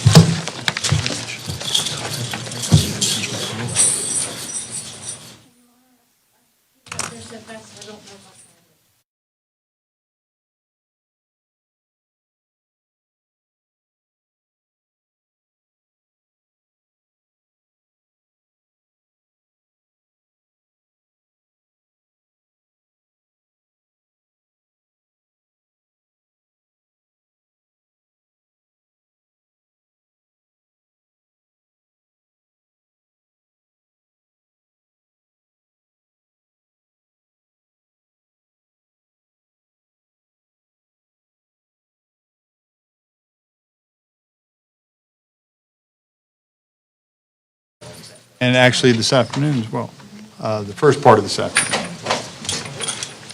Okay. So continuing on with our docket, I know that, the Harper sentencing probably will take a longer period of time. Is there anything we just need to announce? We've only got 7 cases. The Akins and the Yarwood cases are both continued. Yes, Judge. We don't have to take any, those are already, I can just put it on the record for the Sure. clerk if you want me to. So Devin Akins, case number 20 CF 1042, 19 CF 1457, 19 CF 2757. I've already spoken to Mr. Akins in the back and told him what we're going to do. If we were going to ask for a continuance on the sentencing, if you want to, it was actually just going to be a sentencing on the 2 2019 cases, but we have a global offer that I need to talk to him about. So if we could set it for a control date, say, September 6th, okay? and then I can see if he wants to take it or not, and if he doesn't, then we can set it for a lengthier sentencing hearing. Okay, so we'll come back on September 6th, essentially for a, what do we call it, a status? Now, that's your docket day, Judge. I don't know if that's a big deal. We can do it the 8th if you want to. That's all right.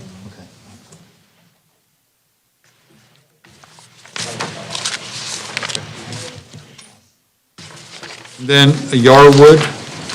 Mr. Yarwood, we're going to ask for a continuance too, Judge. It's going to be a lengthier sentencing hearing because we're probably going to have testimony from Dr. McDonald and/or somebody from REAP, so we would need 45 minutes, an hour maybe. We just need to schedule that? Yes, Okay. sir. Who's handling that one? Your Honor, Is that that's Mr. mine. Okay, There's no so objection to continue. The reason why I didn't want to do October 6th, because if Ms. Nilsson was handling that one. So October 6th, is that too soon, or does that work? That's a little over a month and a half? Should be fine, Your Honor, unless I'm picking a jury, and I can always have Ms. Barrickman then cover if Sure. we need to. Okay, so October 6th, 2 p.m.? 2 p.m. And Your Honor, Mr. Yarwood's my last case. May I be excused? You may. Yes, Mr. Yarwood and Mr. Akins can be returned. Okay. And Judge, going back to Joseph Ledoux that we dealt with earlier. Yes, sir. I've spoken to the state. We wanted to have that as an adjudication withheld. Okay. We just want to make that clear for the record, and then he can go back if y'all want to just tell him. We changed it to adjudication withheld. Mr. Ledoux? Ledoux, No objection. he can go back because I think he's being released today, Yes, hopefully. hopefully. Okay, now, Curtis Farrell, we conducted that evidentiary yesterday afternoon, and then number 2 on this, Zachary Gines, if I pronounce that right, that was canceled, that hearing. And then the only other case other than the River Harper sentencing is Autumn Bryant. It was a plea, is that? It's on here, I just wanted to get, I know Yeah, sure. Harper is going to be a little longer at that. This one should be fairly short, because That's right. I believe it's Autumn just Bryant. her. Is she still here? It should be. Okay. Casey Etheridge for Autumn Bryant. We're here in 2020 CF 2623, and we're here for sentencing. She pled straight up to the court, and she would like to offer testimony for the court to consider. And that's-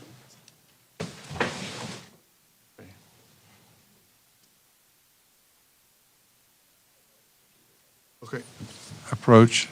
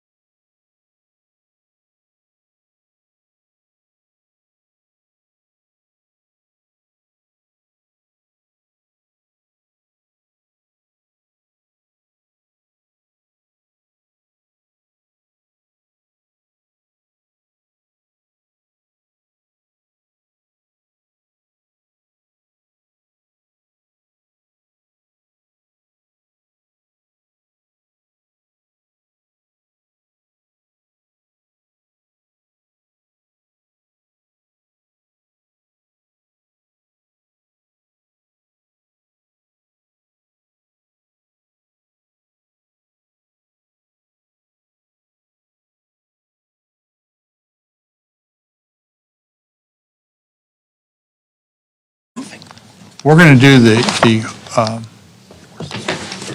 we've got one other sentencing before that, before yours. So if you'll just hang with us for a little while, we'll come back to you. We will get you done here today, okay? Okay, thank you so much. Thank you.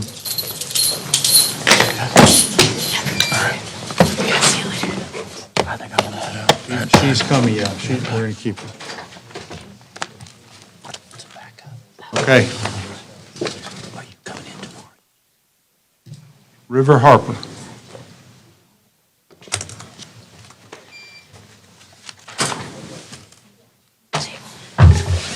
Thank you, though. Sorry to keep you waiting, Mr. Gilbert. Oh, no problem, Your Honor. Got your letter.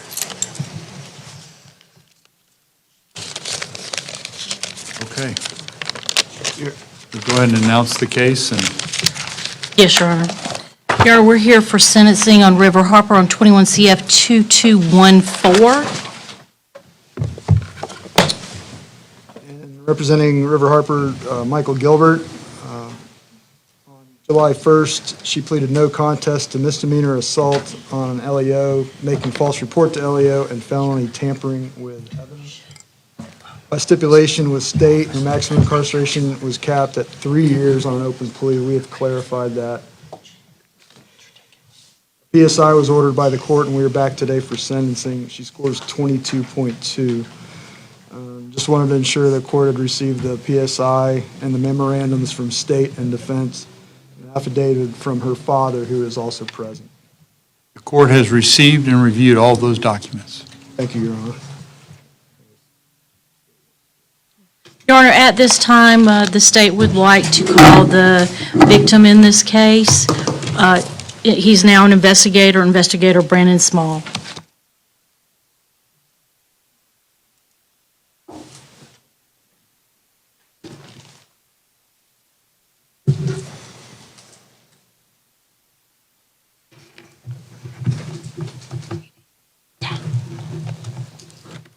Would you please raise your right hand, sir? Do you swear or affirm the information you're about to provide this court is the truth, nothing but the truth, so help you God? I do, sir. Please be seated.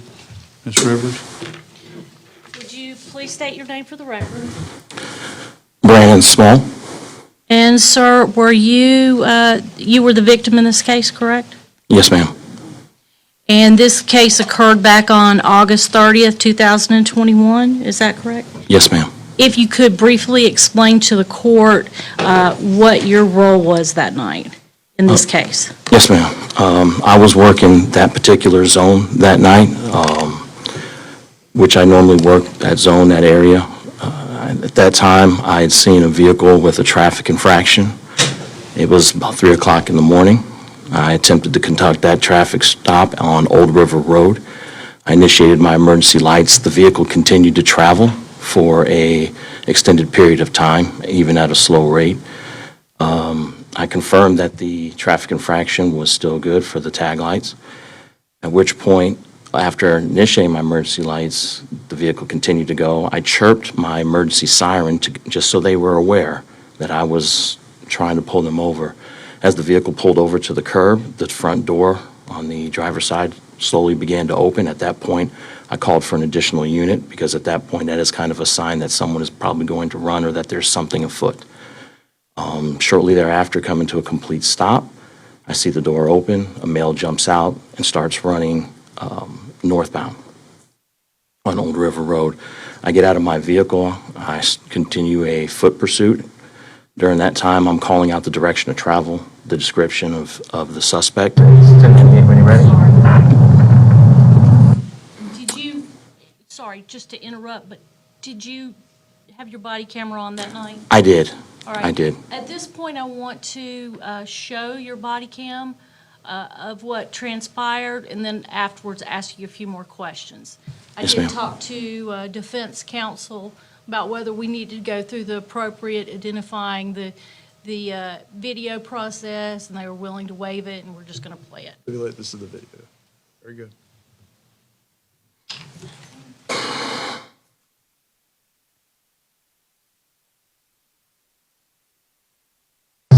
When you're ready.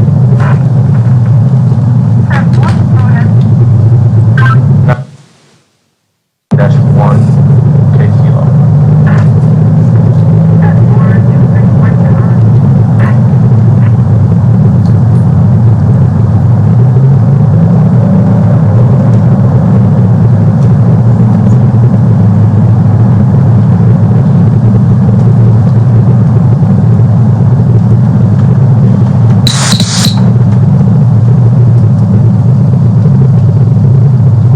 I cannot see that tag at 50 feet. Unit 99, 1050 Florida.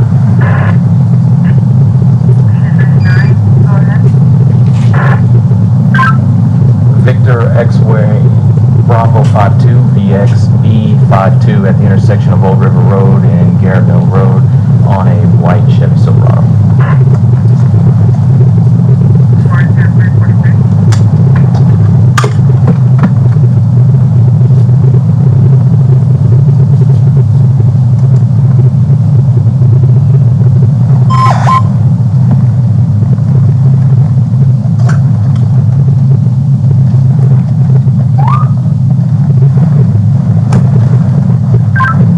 Unit 99, 294, the 51 police, sir. 294, 1051.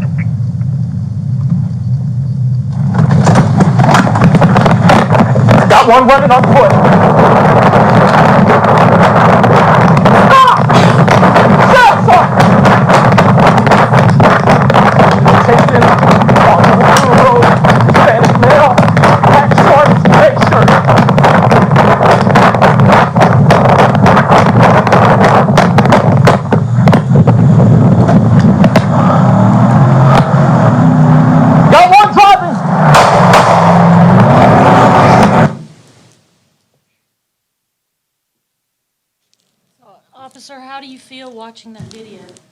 A lot of anxiety. Heart rate picks up. It's almost like reliving the moment.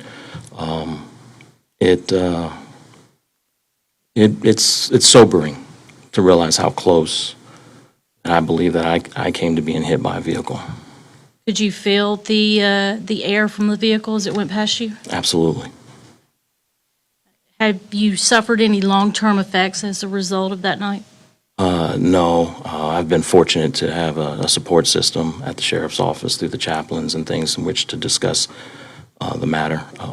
Just being in that environment, knowing the decision that made in a split second, having to bear the consequences of my own actions, it weighs very heavily on you having to get an attorney and find out, who knows, maybe the sheriff's office shows up at my doorstep and I'm the one that's going to jail.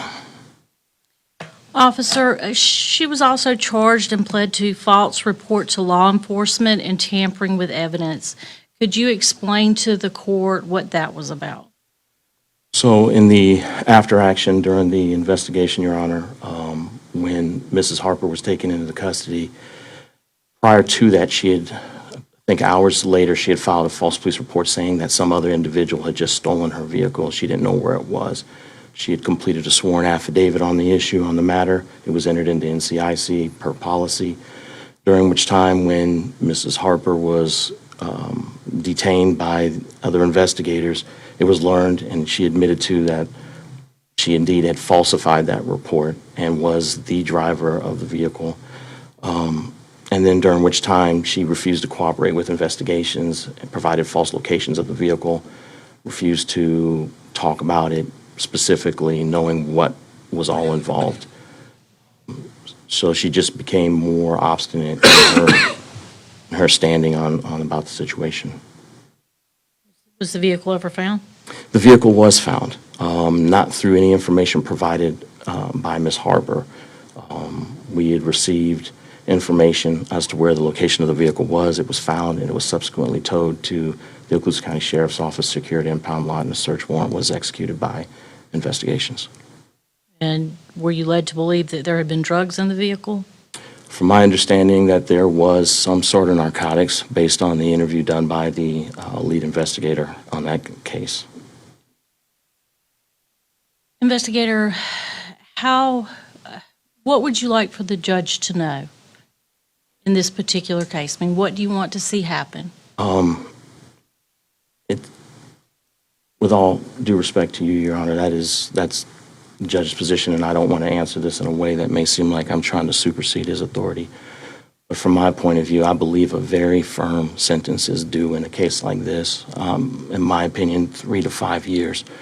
We have a situation in which an individual made the decision to get into the vehicle, could have very well easily drove the vehicle in a different direction, drove at my direction at a high rate of speed, peeling out, coming at me to the point where I had to make a decision in seconds, process the information, try to figure out what their intent was. See, my opinion is that in life we get to choose the decisions that we make, and at no point was there any contrition made to me, an apology, nothing. And even when caught, Mrs. Harper still refused to cooperate and provide to show any signs of, hey, okay, I was caught, let me try to make this right. We get to choose the choices we make. We shouldn't get to choose the consequences.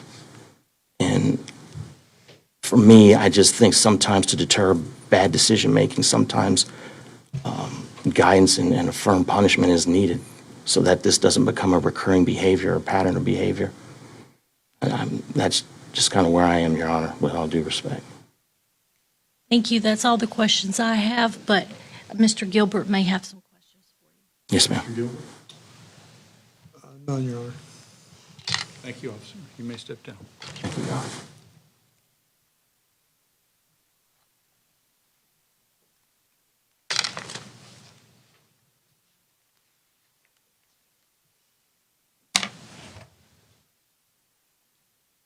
Your Honor, that's all the testimony that the state has, but the state would like to present argument when the court is so ready.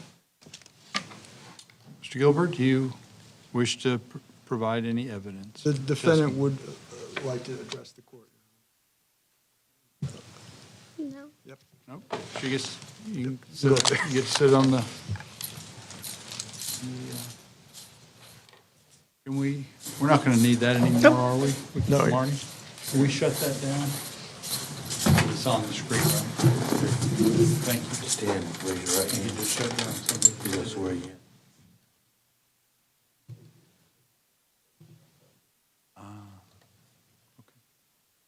Ma'am, do you swear or affirm the information you're about to provide this court is the truth, nothing but the truth, so help you God? Yes, sir. Please be seated. Gilbert? Harper, you have been intending to speak to the court today, is that true? Yes, sir. You've written a statement. Yes, sir. Why'd you write it down? Because I just want the court and the officer to know how I feel. Please go ahead. Honorable Judge Ketchel, I would like to address the court first by apologizing to the arresting officer, Officer Small. I was in no way trying to put you in harm's way. I only wanted to leave the scene. The thought of someone getting hurt never crossed my mind. I truly apologize for reacting to the situation in a manner that could have hurt anyone. My intention was to just get away from there. Please forgive me. I would also like to address some of the events that have led me to standing in your courtroom. I have been in the system since I was a young teenager. This is not my first time in front of you. I struggled with substance abuse from an early age that brought me to being placed in more than one program as a juvenile. I was able to successfully complete the court's choice of programs and was able to recognize the behaviors causing this cycle. I've learned how to maintain sobriety and exercise self-control. The fact remains, I just didn't realize how serious it is to be in trouble as an adult. I have sat in Okaloosa County Jail for 4 months. I've had every day to think about who I am and who I want to be. I do not want to be another statistic. I have met many women in these months that said I remind them of themselves. I don't want to look back on my life with regrets and think to myself that I could have had a better and bright future. I plan on applying everything I've learned over the past few years. I am determined to be a productive member of the community. And live in a way that I can be proud of myself. I want to set an example to other young women, showing them they can turn their lives around with hard work. I hope I am given the opportunity to prove myself. My goal is to start school as a veterinarian tech. I want to learn about my family business and start working. In the learning process, I hope to establish a healthy relationship with my dad. I have multiple people to help me on my path to success and supporting me in every way I will need. Thank you for your time and consideration.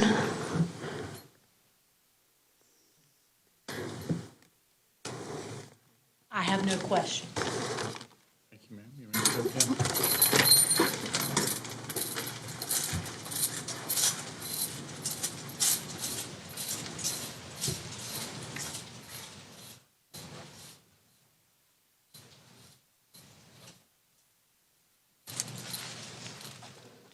Gilbert?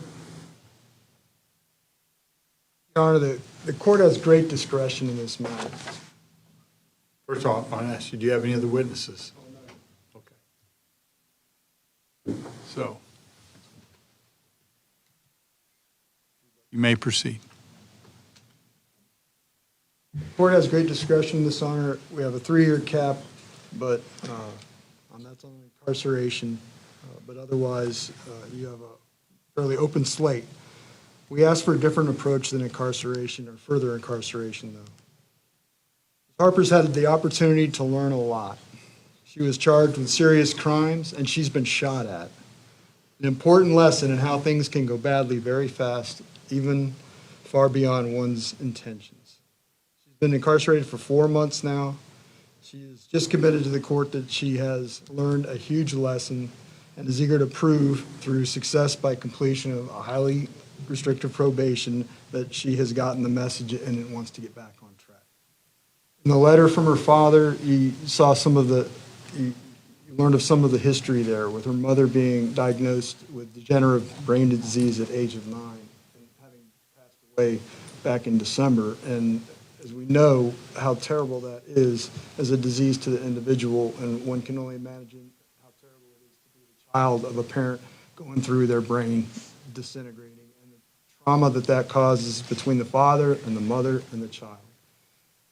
In the 22.2 points of her score sheet today, some of those points date back to when she was 14 years old, going through that time with her mother and trying to make the best of it. And if you look for signs of hope with her, there are some. She went ahead and completed her GED. She's held jobs. But there's no doubt her past has not been great. And this is the culmination of that. She has recognized that she has to make a change. And so she's at a crossroad. I mean, we know she's going to be in our community one way or the other down the road, and she's either going to choose the right path and be that as a good upstanding citizen or not. And this is an opportunity for her to show that she's learning the message, she's got the message, and she's going to make a change. And the court, with all its controls of probation and whatnot, will get to see if that's true or not, if it gives her the chance to prove herself. We ask that she be given that chance as soon as possible. We ask for community control as opposed to further jail time. During that, she'll be highly monitored, but she'll be allowed to work, go to school, and begin providing for herself and proving herself the good citizen to this court. We ask also that adjudication, at least on the felony, be withheld.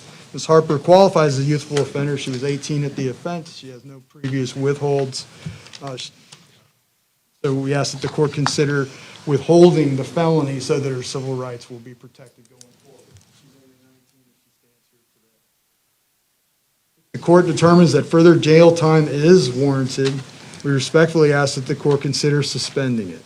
That would provide further incentive to succeed in probation, but allow her out where she can start to work to get it right. Ms. River Harper's best chance was derailed upon the illness of her mother a long time ago. She has struggled greatly in that loss, which this court knows. But she gets the message now, Your Honor. Thank you for your consideration.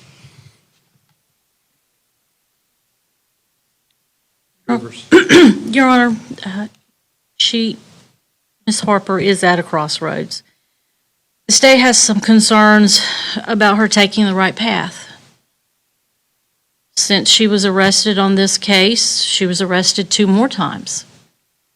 She pled to petty theft in Walton County, and there was another drug case that was dismissed that occurred after this in order to, and part of the plea agreement was to dismiss the other drug case. So, state questions whether she has learned anything from this experience, considering the fact that she has continued to commit more crimes. She talks about maintaining sobriety and exercising self-control. And again, the state's concern is has she done that? Because the facts that I just mentioned indicate that she has not. As I mentioned in my memorandum, just days after her being released from her post-commitment probation, this case occurs. While she's out on bond on this case, the 2 other cases occur. So the state is concerned that as to whether she has learned anything. This is a very serious event that happened. The officer downplayed today the effects that it's had on him based on my conversations with him. And I think the court needs to take into consideration all the factors, the positives and the negatives, when making its decision. Officer Small has indicated that he would like to see her do 3 to 5 years. The state did put a cap at 3 years. So he is requesting 3 years in this particular case. Point out something? He's requesting 3 years. The charge that he's affected by is a misdemeanor. The state did that as part of the plea agreement. He is still a victim in this case, and he still has the right to say what he would like to see happen in the case. I'm just pointing out what the crime that he's involved with is. So let's not forget that we have the whole issue of her in trying to, in the tampering with evidence and trying to prevent discovery of what was done.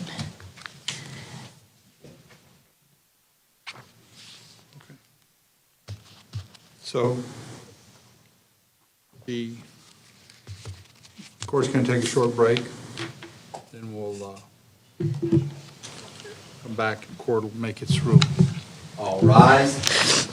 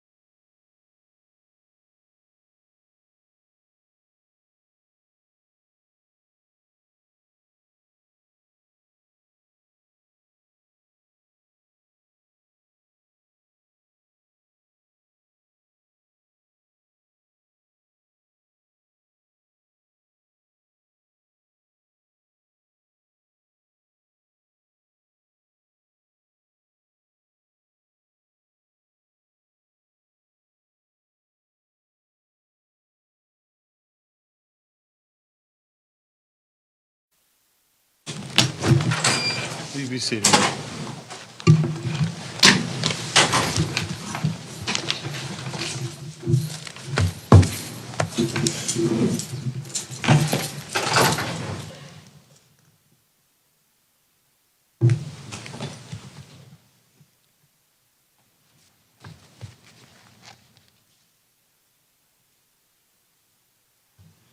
After reviewing all the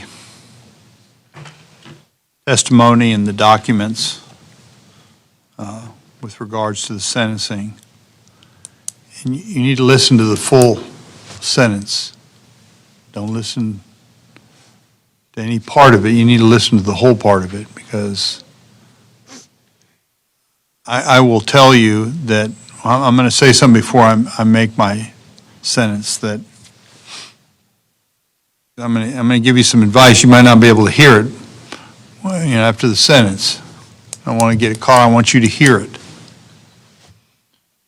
The biggest issue that this court has, not only obviously the poor judgment that led to these charges, but you have had a long-standing substance abuse issue. And I don't have to I'm not getting up here on my soapbox. I'm not moralizing this. I'm saying for your benefit. Whatever happens today is the beginning of your journey. It ain't the end of your journey. It's the very beginning of your journey. It's the beginning of the rest of your life. And if you're going to beat these things, you're going to beat this addiction, you've got to continue to work on your mental health and and you've got to develop a support system.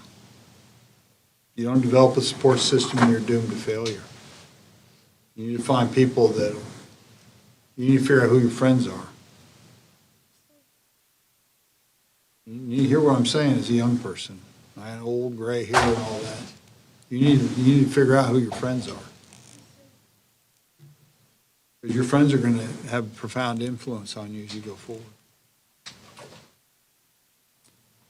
Court's going to sentence you to 11 months, 29 days in the county jail. You'll get credit for time served. In addition to that, you're going to get a year of community control and a year following that of probation. Okay? That's a total of 3 years. During the course of your probation and your term, you're going to be evaluated for substance abuse and mental health and follow whatever recommendations that are contained within that. You already have been doing that. It's not like you're learning something new, but it's an ongoing battle. And the very fact that it was tied up with this, if not, you won't make it out of community control and you won't make it out of probation. So that's what I'm saying to you. And unfortunately, statistics are, I've been told, upwards of 50% of the people don't succeed on their probation. That's not even community control. I'm saying this to you, I want you need to look at it straight up, eye to eye, what you're facing. Okay? Because with these charges, and there will be an adjudication, with these charges, criminal justice system, it does two things, and I'm pretty sure I told you this when you were in my juvenile court, that the adult system is different. And no hand-holding in the adult system. That's number one. The other thing is, and I said this also, but I want you to hear it again. The system stacks. Cumulative. Or the criminal justice system in this country is not immediately punitive. It gives people chances. But at some point, and you're at that point now, where you've had some of these issues. So if it happens again, there won't be any give. I mean, you are a young person, and that's part of the reason why the court did this, because you're a young person and you're still figuring out some good sense. That's not an excuse, but it's a fact. Got to admit it. be better if you admitted it as well, so you can maybe seek some guidance from some people that have been down this road before and maybe can avoid you. Okay? So you're avoiding going to the Department of Corrections. That was intentional on my part. If you violate this, this will go downhill quickly. Sir? Standard court costs and whatever. Concurrent. Concurrent. Yes, they're the two charges. These are the same, they'll run concurrent. Thank you. But they're consecutive in the sense that the jail, the community control, the probation are consecutive. Those are not concurrent. And I don't like community control. I wish they'd change that. The term I like is house arrest. Okay? You need to abide by that. You need to make your new best friend needs to be your probation officer when you get out. You better open some lines of communication, make sure you understand what you can and cannot do. Good for you. Go out and get a job. Work. You've got some opportunities. You got opportunities other people don't have. You got a lot of opportunities other people don't have. Probably played a little bit into what brought you here. Okay? But those are all drying up if you don't get this thing straight today. So it's your call. Okay, anything else we need to do on this case? Wait, please. Thank you. Okay, very good. I'm sorry? Waive the supervision fees? Yes. Okay. Thank you very much. I know we have one other case. Let's take a short break, and then we'll come back and finish up. Hey, Marty, can we grab her real quick?